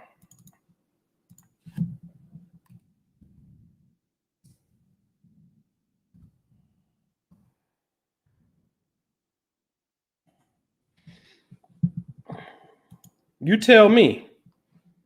Why is the white boy Masonic district, the northern states, and everything in purple is considered under the southern jurisdiction? But these are the same states without a shadow of a doubt. You don't get out of slavery and you don't run to freedom without these states in gold. And that's the northern white boy Masonic jurisdiction. This is the secret. Your freedom lies within this. Now, your treasury should be, let me come back so I can see. Your treasury should be somewhere, in my opinion, in the north. Or it ain't got to be located. See, it's blockchain now, so it don't have to physically be anywhere. But I think your plan of action should be somewhere in the north where you can build. All right. Now I can hear you know snow and all that. Listen, man, the playbook was wide open with Detroit, right? Was wide open. And that's Jew in the chat. He's saying Kanye went to Polaris High School with a bear mascot. That's right. Kanye West went to a high school called Polaris. And then when he came out, he was the teddy bear dude on his album covers. Tapping in. And then he names his baby what? North. Stop playing. You see? So now that means, now watch this. If Kanye is not consciously aware of this and did this on purpose to tie it into astronomy, where is he getting these organic ideas from? Could it be cosmic transmissions? Because I'm not going to tell you that this stuff got energy, man. But since you're supposed to be in conscious control, when the thought registers, you have to be in conscious control of the registration of the thought, and then how you gonna carry it out. Okay. All right. So just show you that part of it. You know what I mean? Hey man, that's the Dipper. You feel me? That's the dipper. That's where it's at. So even within these particular cities, you know what I'm saying? You got to do something. You just got to do something great. You got to do something great. Sorry, it's up north and it's cold. You know what I'm saying? But there's already talk. Do y'all know? And I'll share my screen and just show you real fast. Um, do you know that Illinois wants a secession from Chicago? Last year, they was talking about it. Counties in Illinois approved non-bed resolution to create. They want to separate from Chicago and Cook County. They want Chicago to become like the 51st state because the state of Illinois just feels like, see, Congress to make Chicago the 51st U.S. state because they feel like all of the aid that comes into Illinois, it got to go to Chicago, and Chicago don't represent all of Illinois. We sick of this shit. Make that shit his own thing. Make it be the 51st state. Now, you do have a beautiful nation of Islam there. You are a pretty predominant black city. Like, hey, that may not be far-fetched. If you want to put a plan together, I know that the zodiac sign Taurus deals with money, and Taurus is the bull, and bull is Merrill Lynch, and Minister Louis Farrakhan is a Taurus. I'm just saying, like, if you respect them enough, and I think that the community does, then maybe, possibly, this is a nation. Don't necessarily mean everybody have to be Muslim, but it can mean like, would you be our our financial chairman in a sense, our CFO? Just a conversation, an idea. But I'm gonna really close with this, and y'all can ask some questions in the chat. This is what I'm gonna close with. If we continue to suppress our ideas about a grand utopia of justice and prosperity, that suppression, coupled with seeing a new event pop up, like George Floyd, rest in peace, that suppression, coupled with anger, that is going to give way and sets the mental tone for you to unconsciously and subconsciously, unconsciously meaning you're not aware of it, subconsciously because it's taking place in the part of your brain that deals with automatic processing, you're going to help create another George Floyd event. And I'm sorry, I'm just going to have to tell it like what it is. Just, you believe in vision boards. So the law of the vision board don't stop at you wanting to have something that you don't have. If you see ugly shit, then ugly shit can materialize in your reality. Show me the law of the universe that says, and you can prove it, that only the good things that I desire on vision boards come true, and the good, bad, and ugly shit don't come true by looking at it. Show me. That don't exist. That don't exist. So, what up, Lance? So, your anger and frustration actually carries more gravitational weight and pulls like going downhill. This is why when you frown, it's down, and you feel down, you want somebody to lift you up, or your spirits are up today and the smile is up. Up goes against gravity, and the bigger your goal, it feels like it's uphill because there's more shit to acquire, and it's easy for you to go downhill because of gravity, and it's easier for negative shit to manifest in this reality based off the laws of mental gravitation. Okay? So the stuff that you don't like and you witness, and now you see homeboy getting choked out, and you got this negative emotion going, and it's millions and thousands of you all got this one emotion at the same time. A planet in space is clocking this shit and mirroring it, and then you're just going to have to wait until the planet get in another position, and then another event is going to come and happen to get you to throw it up, to get you to look at your own self.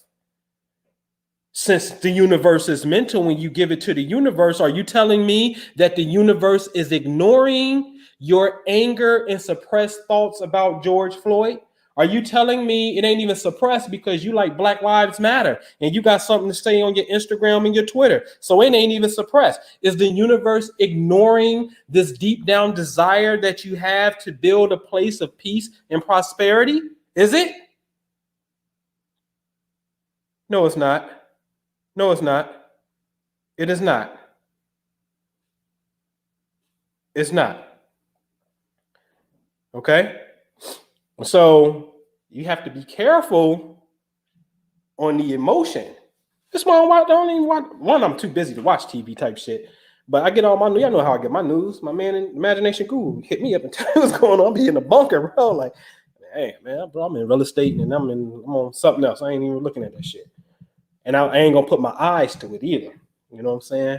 I can just hear and find out, because the mind is gonna pictualize anyway. But I'm not about to take play, nigga. You about to make me an accessory to this shit by looking at this shit. This is why in the court of law, you can't witness a crime and not, and you know what I'm saying? Like, boy, but witness, you can't be in on a crime.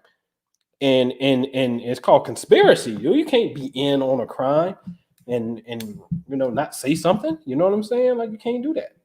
All right, man. So let's go, man. You got any questions? Give it to me. Shoot it to me. Wrap this thing up. This is a nice session. I really appreciate y'all coming out. You know what I mean? This thing is it ain't hard, man. It ain't hard. We need a Jubilee Act. Boy, I can't wait, man. Minister Jew got this new piece, man. Hip Hop Laws of Attraction, man. That shit may be it'll be on Amazon real soon, like in a couple days. But I think you can pre-order directly from the site. Go to theimaginationguru.com. You know what I'm saying? Beautifully, eloquently put together. You know what I mean? And we talking about, you know, hip hop laws of attraction. Did you speak some shit into existence? And we all know who's responsible for 9/11. You ain't got to think, it ain't hard to figure that out. But I'll say that piece. That's my little piece in the back of the book. But July 24th, that weekend, we absolutely having a book signing and event that's going to be in Atlanta, ATL. So if you can make it happen, man. Get with Minister Jew. He in the chat. He'll drop the phone number. Y'all can call him. You know what I'm saying? You can get some information at theimaginationguru.com. Make that happen. Book signing, event. We'll take you to a little mountain thing and do some things. You know what I mean? And, you know, make it happen. You know what I mean? Man,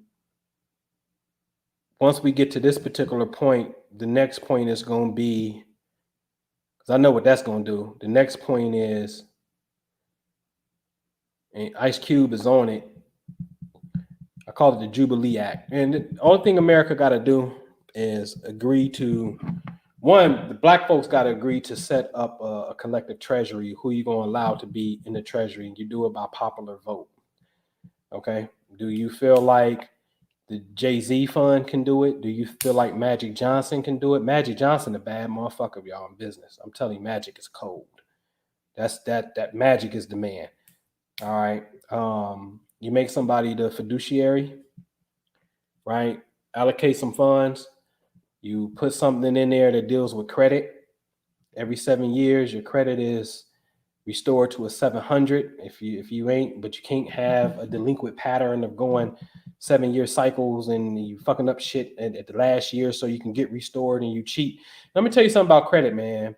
They really should change the name of that. Credit is, if you got poor credit, you a thief. Okay? Somewhere along the line, you reneged on making payments on something that you agreed to. They gave you something and you agreed not to give them all of what they want and you stopped it. Let's just call it for what it is. Poor credit means that somewhere in your psyche you a thief and you got to clean that shit up. And I ain't got no credit. My shit is motherfucking ain't nothing on that shit. So I can talk about it. Okay. I mean, I ain't got not one negative, nothing on credit. All right. You're a thief. You need to clean that shit up for real, man. Seriously. You think you gotta get that shit together. Because help people out on their credit. All right. And then dealing with police reform is real simple. It is so simple. Police reform ain't hard. It is real simple. It is called, if someone dies in your pursuit of custody or while in custody and your body cam is off, let's just say there's no witnesses and your body cam is off, I don't care if it happens in a struggle, you get automatic life in prison. When you sign up for the job, you waive your right to a trial and agree to be sentenced by the state law that you in maximum for murder. So if your state says life in prison, life. If it says death, then you get death. There ain't no trial. You agreed in the application that you fully understand and agree to waive your right and go straight to prison. Fuck jail and jury. You go straight to prison. If the body cam or the witnesses, of course, if the witnesses catch it, George Floyd type of situation, it ain't no trial. It's just going to be off rip. No more trial. Okay. Now, if there's some resistance and you fighting back and you running or you swinging on me and he pop you and kill you, come on, man, keep it a buck. You know what I'm saying? You niggas try. You say you kill niggas for less and you kill niggas for the same thing. So go ahead, man. You miss me. You can't be swinging on police. Like nah, There ain't no telling what you would do. Reaching for my taser? Nah, I'm shooting your ass too. Right? Keep it funky all the way across the board. But when you institute something like that, when you automatically go, that's going to put a check to that. Now, for those police officers who resign within a year or two, and United States government don't even tell them that this is being done, this part, all of them cannot get a job nowhere, and they need to be put in a terrorist database. Because if you're going to resign at the idea or law that states that you go to prison if you kill somebody while in custody or in pursuit of custody, and you bogus, you know what I'm saying? That's Confederate behavior. You understand what I'm saying? That's Confederate behavior. So now you on a terrorist database, and you can never get a job again as a police officer. It ain't hard, but we just got to start pushing that kind of narrative. You understand what I'm saying? All right. Oh yeah, ain't no pension, ain't no more motherfucking, ain't none of that shit. Ain't no paid with duty. None of that shit, paid off. Nah. No. Nope. That's all black folks really want. Black folks just want some peace. I mean, you get black people some music and some food, and motherfuckers is happy and just want a peace of mind. You ain't trying to hurt nobody. You ain't never tried to hurt nobody in a very long time. And I don't even know if you ever tried to on this soil. Not no foreigners. You ain't trying to hurt no foreigners. You don't have a history of hurting foreigners. That ain't you. You're a hurt group of people is what you are. So goddamn scared and hurt, scared of your own damn self. You got to have security for your own people because you're scared of your own self. You ain't fooling me. All right. All right, man. So any questions? We good? We can wrap this thing up. We straight?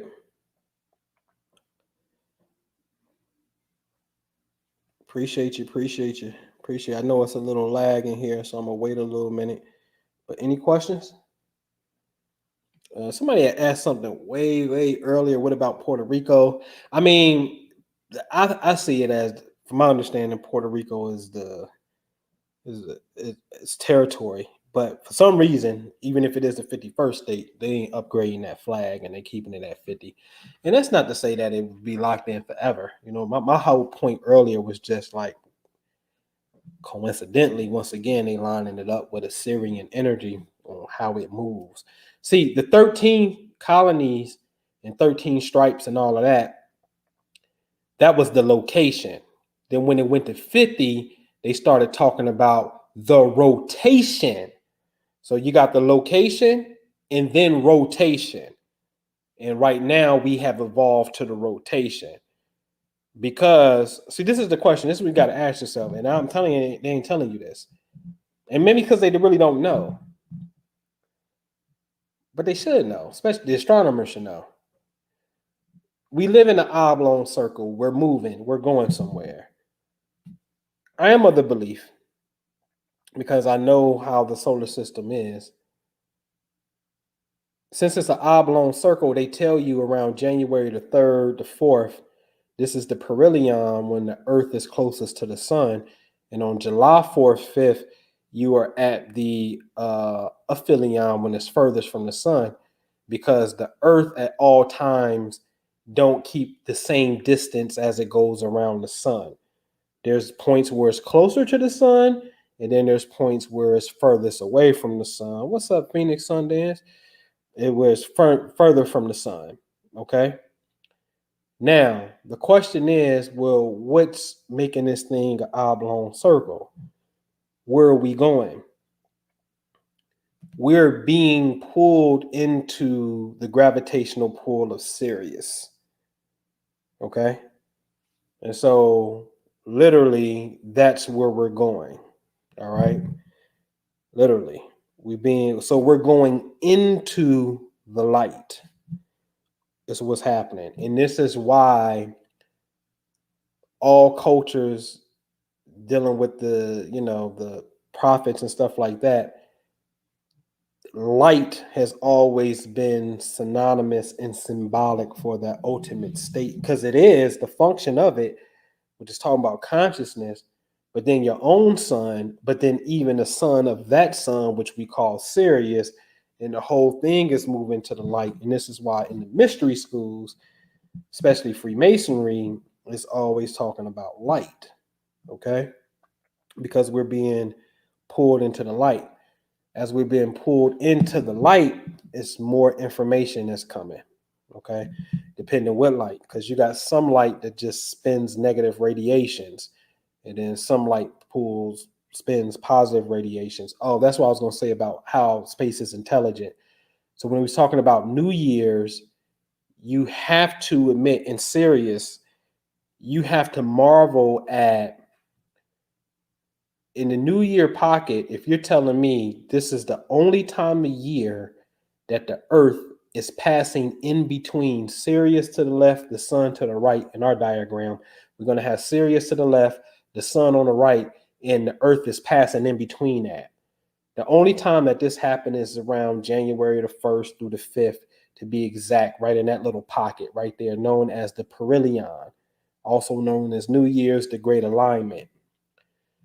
This just so happened to be the gateway that Dr. Frances Cress Wilson checked up out of here, and she's the one that wrote the book called the Isis Papers. And Isis is a latter form, or we know a latter form of Sebdek, which is the goddess of Sirius. And the temple of Isis, like I said, built its columns in direction to Sirius. So how is it that this woman, who was the embodiment of Isis, actually died when the goddamn planet was in between Sirius, which is symbolic for Isis, and the sun? So you can actually really take on these energies like that. So when we say, well, shit, where did her soul go? Shit, it's a no-brainer. You know where she come from. So she was sent to do a certain level of work. You understand what I'm saying? See, the white boys know this. They call it the great white brotherhood. They ain't talking about white people. They talking about beings of light coming from different stations. But I don't want to sound like Dr. York from Planet Ritz or nothing, and no disrespect. I just don't want to get into that kind of conversation because it takes a certain aptitude to understand what they're talking about. But these white folks been on the Palladians and the Sirians and the Arcturians and people from Spica and shit. I'm the ambassador of the Aquarian age. This is why it's so easy and natural for me. I know what it is. I can show you the cosmic mandate that's gonna talk about this shit and tell you shit gonna happen and it happened on that day that we tell you it happened. That's been established already. You know what I'm saying? And so we all got that little thing. All right.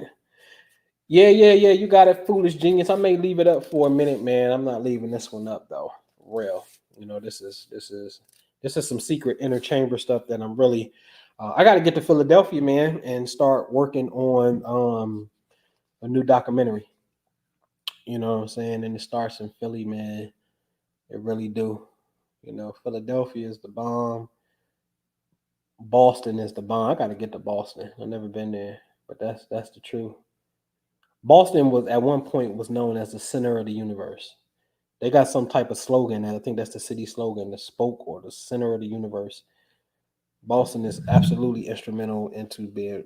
All right, so Massachusetts put in work, man, to get niggas free.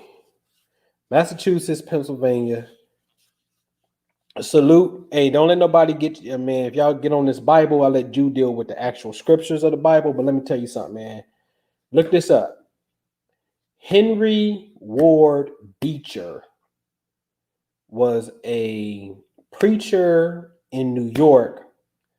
And right before the Civil War was another conflict called Bleeding Kansas that started in 1854 and lasted up to the Civil War.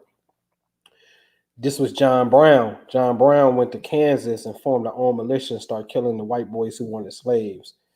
So did James Montgomery, who would later be the colonel and ride with Harriet Tubman to get the slaves free. He would go to Kansas and raise up a militia and kill the white boys who wanted slaves. Henry Ward Beecher was a preacher, and they had crates and they had put Bibles on them. So if the train would take the crate of Bibles to Kansas, and when they see Bibles on it, they wouldn't mess with it because, like, oh shit, it's just some Bibles, like the checkpoints. But they wasn't Bibles; they was rifles. And so that's why I say, get the Beecher's Bibles. Them ain't Bibles, them was rifles sent to Kansas. So we can kill them white folks all over black folks. GD, that's a pitchfork. Border ruffians, no joke. The border ruffians, we killed them. Border ruffians is the ones that wanted the slaves.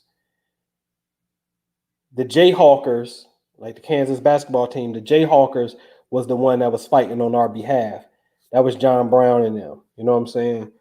And so Henry Ward Beecher, man, they use Christianity. He's a preacher. They use Christianity in the Bible as a shield to bring them pistols in there. So shout out to my man Gunplay Don Logan with the album, you know what I'm saying, or the song Bible on the Dash. You know what I'm saying? I can really relate to that when you start looking into the history, that the Bible and the gun go hand in hand, but they always act like it was a trick to enslave you. Well, tell the story about the same people who was white and that was in opposition, and they used the Bible and had guns to get you up out from some funky situations. Henry Ward Beecher. All right. And if you want to do something powerful and you one of those people who believe in African spirituality, you love the lineage of black folks, and you into altars, you need to put some Quaker oats or grits on the altar with the white boy on it, the Quaker. Absolutely. It needs to always be there, because the Quakers were the first people, I mean, the very first people, and I'm not exaggerating, the first group of people who decided to educate you, free you, and bring you up north, and you got abolitionist Quakers in the 1600s in Germantown, Pennsylvania, outside of Philly, that was putting in work in the 1600s, educating black folks who was running free from down south coming up into Philadelphia. The Society of Friends, which is also the same group of people who got Benjamin Banneker's almanacs and all his record keeping of the stars, the Quakers. Okay. So that's real American history to me right there. All that shit I spit to you today, that's what it's about. Understanding that. You know what I'm saying? And see, once we got that, what shit, man, on top of we free, what's holding us back? Now can we get to the pot? Because see, you would spend years angry, and you would spend years with a belief that, well, if I go build Black Wall Street, they're gonna burn it down. Man, listen, that's another way the United States government dropped the ball. And that's a Ku Klux Klan. You know what I'm saying? Like that's not happening. And then if they do, you beat their ass. I keep saying it. What are you talking about? You ain't coming in this day and time knocking nothing down. It's not happening. It's not happening in this day and time. I'm going to say that confidently. It is not happening in this day and time. Nobody's stopping you from building the school but you and your contractors and whoever else, whatever. Nobody's stopping you from building anything that you want. Another form of reparations, and it ain't really a form of reparations, but here's the key. I said, Sprint gave Hove 200 million. Fuck Illuminati, you niggas sound silly, okay? Apple gave Dr. Dre a billy. Philly Mike Rubin said free Meek Millie. What are you talking about? What is y'all talking about, man? Like, huh? What do you mean $1 billion for some? I marvel at that shit to this day. $1 billion for headphones? I don't care if it was 800 million in cash and 200 in stock. $1 billion for headphones? 200 million just to put the app on the title app on the phone. Samsung came through, let me get the Magna Carta for the S4. Let me give you some money for that. Reebok coming through with S. Carters. Budweiser Made in America tour in Philadelphia every summer. What? Corporate want a sponsorship. We the big fish. Apple, that's a partnership. You understand what I'm saying? That's the game. You always had abolitionists who had your back. The abolitionists are now inside of corporate. Sprint gave Jay-Z $200 million. Apple gave Dr. Dre $1 billion. Okay? We can just keep on going on and on and on with the vitamin water, 50 Cent cashed out, 100 mil. What are you talking about? Oppression where? This ain't no select few can make it, brother. They let them in because they the gatekeepers. That's a bunch of scary ass them the type of people you run from. Because I'm going to tell you, because when they see somebody else doing good, they automatically say they are part of a system that they can't prove, and they just got an emotional, so-called intuitive belief about. But see, that's the same one that didn't run off the plantation. We like, yo, they made it. We going over here. They made it. They free. They made it. We going over there. No, they ain't. They ain't free. They part of the man. Well, come on over. No, I don't want to go over there. They part of the man. I just want to talk about the man. Well, come over here, man. We free. No. They ain't free, brother. It's a trick. And then when you try to get free, they don't want to get free, man. They ain't got me. They ain't got us fooled. All right, man. We good? All right, man. I'm signing out, man. Oh, here's my last thing. I promise. This is my last thing. So since we good, right? Since we good. Oh man, I took it over there. This part is the studio. Over there is my office. So I can't put all up in my business, but we just bought this house. Maybe 2 weeks ago? Super deal. Listen, man, we so free. That's why I'm saying bump this shit. Don't spend time in this depression shit. Once you figure out that your mind can create phenomena, how can you channel that into a wealth vehicle to create wealth for yourself? Seriously. Because see, I'm gonna tell you something, man. At some point in time, you're gonna have to be responsible for your own financial condition. I'm gonna do tomorrow. I'll do it tomorrow. Tomorrow, I'm gonna do it tomorrow in the daytime. I'm gonna do the day of the zodiac, and with the zodiac wheel, 1, 2, 3, 4, 5, 6 says, because when you get to 7, it's sunset, and I ain't worried about 7, 8, 9, 10, 11, 12, because those signs, Libra, Scorpio, Sagittarius, Capricorn, Aquarius, Pisces, are a bigger reflection of the first 6. Okay, because they roll in pairs, and so you're supposed to really wake up, get active, work out, and then you're supposed to focus on money. Okay. So I'm just telling you the natural order of how the zodiac go. You're supposed to focus on your finances. So instead of spending time being angry and all this stuff, once you realize that you are in conscious control of your reality and you want to boss up and woman up and man up and take responsibility, I had to challenge myself to create wealth. So what I started doing was buying properties. This is the latest one that we got. Super deal. Man, it's worth 60,000. Easy 60, really 70, easy 60. And I got it for 15, and I ain't even gonna give her 15. Guess what? Well, I'm gonna give her 15, but I got it for half down, and the other half I pay her at 18 months. What's messing with that? Huh? So y'all know, y'all seen me and my man Van. You know what I mean? This is the, well, I can't show y'all the top because I got the addresses on these joints. None your business where my property is. Ooh, I put the white rocks on that. That's the fourplex. You know what I'm saying? That's getting it. Yeah. Uh-oh. Here go the Bohemian for right now. That's the eightplex right there. That's getting it. Oh. Just picked this up for my in-law. I swear to God, last week we just closed on this one. I went over there today to get my money, and they short.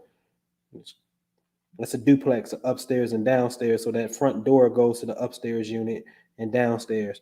All right. So man, I got nothing but property. So right now we are on what? The 10th property, 20 doors, and I've just brought a family member in on the duplex, and the duplex is directly across the street from my property. Okay, and so his address is 20, mine is 15, so I'm directly across the street. So and salute to Rick Ross, man. That's who inspired me when he came out in 2016 with Buy Back the Block. I am now on 2 streets. On one street, I own properties that are directly next door to each other. 126 and 130 are directly next to each other. And then on another street, I have 15 and 20, which are directly across the street from each other. And so when he said Buy Back the Block, and y'all hear me always playing that shit in my real estate video, like I'm for real. That's the only, I swear to God, that's never going to get old with me. That's my anthem. That's my shit to buy up the block, because I really want to buy up the block. And I put myself in a position to be able to do it. So salute to my people, family and friends that also want to do it, because I can have some people here in the chat that's inside of this. You know what I'm saying? And we family and friends, and we do private ventures with each other. And we go out and we go get deals. You know what I'm saying? And we get paid now. You know what I'm saying? And that's what we're doing. And if you want more information about that, seriously, man, you need to be in the Family Wealth Club. So you go to thefamilywealthclub.com. Thefamilywealthclub.com. You really need to start putting yourself inside of some things, because there's something magical that happens, and it's called momentum. Once you do, and it's also known as the law of the first deal. Once you get the first deal, the next deal come. And like I'm amazed, honestly, I'm amazed because in rental properties in like 21 months, we got 20 doors, 10 properties. We ain't even counting, man. I didn't did so many wholesale transactions at this point. Like you lose count. And it was like, damn, I didn't did that many wholesale transactions. And it just something just clicks. And it's just, as with anything, the law of the first deal is crazy. You get through your first deal, all of a sudden you get another one, I done wholesale. I can show you how to do a subject to, where you take over somebody's mortgage payment, and you keep the difference by renting the property out. You done did Airbnb. I done did lease options where the owner says, oh, just give me half now and pay me the rest in 5 years with no interest. Like I did that. I done did a few of those. I'm on my third contract with that. I done did wholesale real estate. Like I done did pre-foreclosures, bump going to the auction. Is the house about to sell at the auction? Get with the owner what you want to do, how much you want. Get the owner the money. I go pay the taxes downtown, take it off the auction list. When I pay the taxes, turn around and sell it. Right? You know what I'm saying? I done those kind of deals. So I've been blessed enough to do some great real estate transactions. And you can do this with very little money or no money. You got to use somebody's money. If you ain't got no money, if you want to buy, but I always tell people, man, if you ain't got no money, you really need to look into the wholesale thing. You know what I'm saying? And so, in fact, I got to call my partner up, and we've been kicking ass, man. Y'all see it? I'll send y'all email, and if you're on the email list, and I'll be showing y'all them checks, like way over 6 figures in this year, kicking ass, man. So the Family Wealth Club, thefamilywealthclub.com. Get inside that thing, man. You know what I'm saying? I always say, man, Minister Jew gonna give you the mental cleanup. I'm gonna challenge you financially, but also share with you. Look, that deal, I swear to God, man, I passed this deal. I was like, here, listen, when these deals hit my desk, like Van is on, like me and Van on the fourplex, right? We on this one. And like, I'm like, hey man, y'all, anybody, this just hit my desk. Here's an opportunity. I'll pass them to you to see if you want to do it. You ain't got to do it with me. Like my family member, tell you what my family member did, man. My family member was like, hey, you got anything for sale for 40? I like, nah. I was like, oh shit, my man Neil. Y'all remember when I did the video and I brought my man on, Neil, he used to work with Fidelity Investments and whatnot. Well, Neil had a property, that duplex. And I was like, yeah, he want to sell it for 40. And I was like, I got you. So I'm like, hey Neil, can you do 30? Because I was gonna buy it from Neil, but I stay broke. I'm a broke nigga, man. I'm broke. Grant Cardone taught me well. I'm always broke because I'm buying real estate. I'm broke. I swear to God, I'm broke. But boy, I got properties out the ass, right? But look, so I'm like, my man got it for 40. And he's like, all right, cool. So I hit my man. I was like, man, can we do 30? He's like, man, can we do 33 and just be done with it? I said, that's cool. That's $7,000 spread. I'm gonna make $7,000. So I tell my people, I said, listen, we're gonna do it for 40. And he's like, all right. And I love being of service because he don't know nothing about this. Older guy, he just retired and shit. Just actually retired from being a police and shit. So I'm like, listen, that's what you're gonna do. You should put it in an LLC. How you do that? No problem. I created the LLC for him, and I didn't charge him nothing. I said it's gonna cost $200 because in this particular state where we're gonna be at, $99 for the incorporation, $99 for expedited. So just wire me, send me over $200, and I got you. So the articles of incorporation come back. I send it to him. Bam. Then I went ahead and went to the IRS, got the EIN number. That's free. People charge $100 and plus to get you an EIN. That shit is free. Go to the EIN, get the EIN number. So take the EIN number and the incorporation papers and the operating agreement. Sign this operating agreement. Take that to the bank. Open up a bank account. Because your tenants, I want them to start putting the money in the bank account. And so anyway, long story short, we sold for 40. We made $7,000 on the wholesale fee. I got a partner in wholesale. I gave him $3,500. Did he do anything for the deal? Absolutely not. But that's the arrangement we got. He do wholesale, we do wholesale together. We break bread. I eat, you eat. That's how I get down. You know what I'm saying? So split the $7,000 with him. And now my man got a duplex. You know what I'm saying? And I went today to go collect the rent. You know what I'm saying? They're a little short, but nevertheless, we get it straightened out and whatnot. But my point is, I passed that deal to somebody, and I pass these deals to people in the Family Wealth Club to see if you want to go at it by yourself and you retain 100% equity, which means you get all the cash flow, Or even if you guys want to team up with each other and be like, hey, I seen that deal that you got. It's 40. I got 20. Can you see if somebody else got 20? I'm willing to partner with somebody. And the cash flow returns that I'm getting is honestly crazy. When I say crazy, and this is my personal, this is not my opinion, this is not advice, it's just my personal, my personal what's been going on, been able to easily get 30% ROI, return on investments. Okay. And so there's something known as the 1% rule, where if you buy something for 40,000, your rent should be at least what? $400. Okay. Guess what this property gets? Because it's a duplex.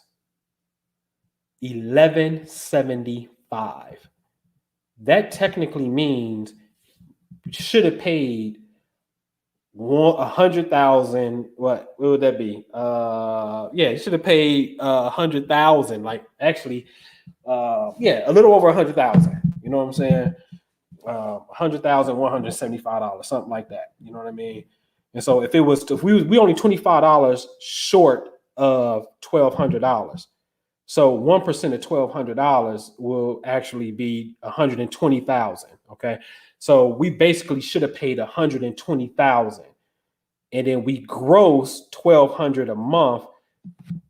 Plus 1% every month. That's a 12% return per year. That's kick ass. So this is known as the 1% rule. Okay, listen, we almost at 1,200 and got it for 40,000.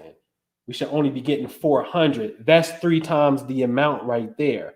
Okay. So 3 times 12 is 36. So this is a 36% ROI. Easy for the rest of your life cash flow.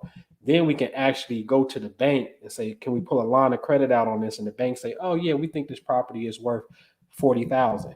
Then they can give you a $40,000 credit line and you use it like a credit card. You use 1,000, you pay interest on 1,000. This is the shit that we got to do. I was having this conversation with another investor. He got some duplexes in the area, and he's like, yeah, I just want to pay all mine off real fast, right? And then that's together. So one is like 675 and the other one's like 550 or whatever that may be, something like that. And so I was telling them, and I had put this on Facebook, right? And I was like, yo, which deal is a better deal? You know what I'm saying? If I pay for a building for $1 million straight cash for it, and I bring in 80,000 a year, you know what I'm saying, which is an 8% return, you know what I'm saying? Is that better than me taking a loan out and putting $300,000 down instead of the whole $1 million? I'll put 300 down, but I'm only gonna make 30,000 a year, right? So I got 80,000 in expenses, and I also got 50,000 I'm gonna pay the bank. So let's just say I'm only gonna bring home 30,000, and you gonna bring home 80,000 because I took a loan out. I got to pay the bank, right? And so which one is a better deal? And people think that the better deal is more money. That's not true. So in this particular case, if I bring home 30, if I got $1 million, listen to what I'm saying, y'all. This is very important. Some of y'all need to see this. So I'm gonna share my screen because math, if you're not hip to it, you know what I'm saying? And this is why I'm saying you got to challenge yourself. You know what I'm saying? This is what I love about me and Jew, is because if he go right brain, I'm gonna go left brain. If he go brain, I'm gonna go heart. You know what I'm saying? I'm gonna go the opposite spectrum. And then that way we meet in the middle. So this is what I'm saying. For $1 million, okay? And this is a pencil, so it's good. For $1 million, let's say this $1 million only makes $80K per year, okay? This turns out to be an 8% return. Now, this person over here got the same million, but I'm only going to use $300K as a down payment, right? And then I ain't gonna put all the bank debt and all that stuff, but let's just say I only bring home 30,000 a year. This is a 10% return. So my money works harder over here and better versus the 8%.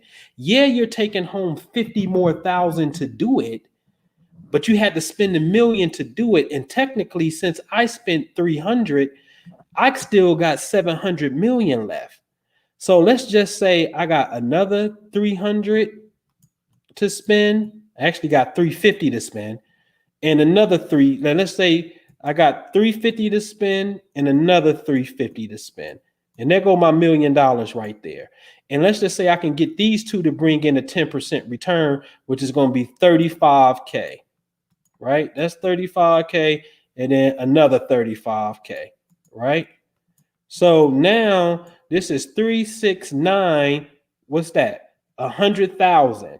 This is 100K, which is 10% of $1 million. Okay, it's 10%. But I got 3 deals that's bringing 100, and you spent all yours just to get the 80. You understand what I'm saying? So you make more money if you know how to use leverage. Okay. The game I'm about to get into next is going to show you where you don't use none. You ain't gonna use none of your money. None of your money. I'm about to take the Family Wealth Club and the Prosperity. Listen, I'm about to take them to a whole nother plateau where we going. Because I'm no longer doing single family houses unless it's a super deal that I can't pass. About to go into apartments. I'm gonna tell you that. I'm about to go into apartments. And we about to crush it. I'm telling you, about to crush it in apartments, man. And that's what the game is. So the Family Wealth Club, man, challenge yourself, man. Don't give up on yourself. You know what I'm saying? Like, challenge yourself to get prosperity in the land of milk and honey. All right. So hope I answered your question. Thank you. All right, man. I'm done preaching, man. I'm gonna drink, man. Call my people, man. Appreciate y'all, man. I love you. Enjoy this for a minute because this video is really not gonna stay up too long. All right. Peace to you.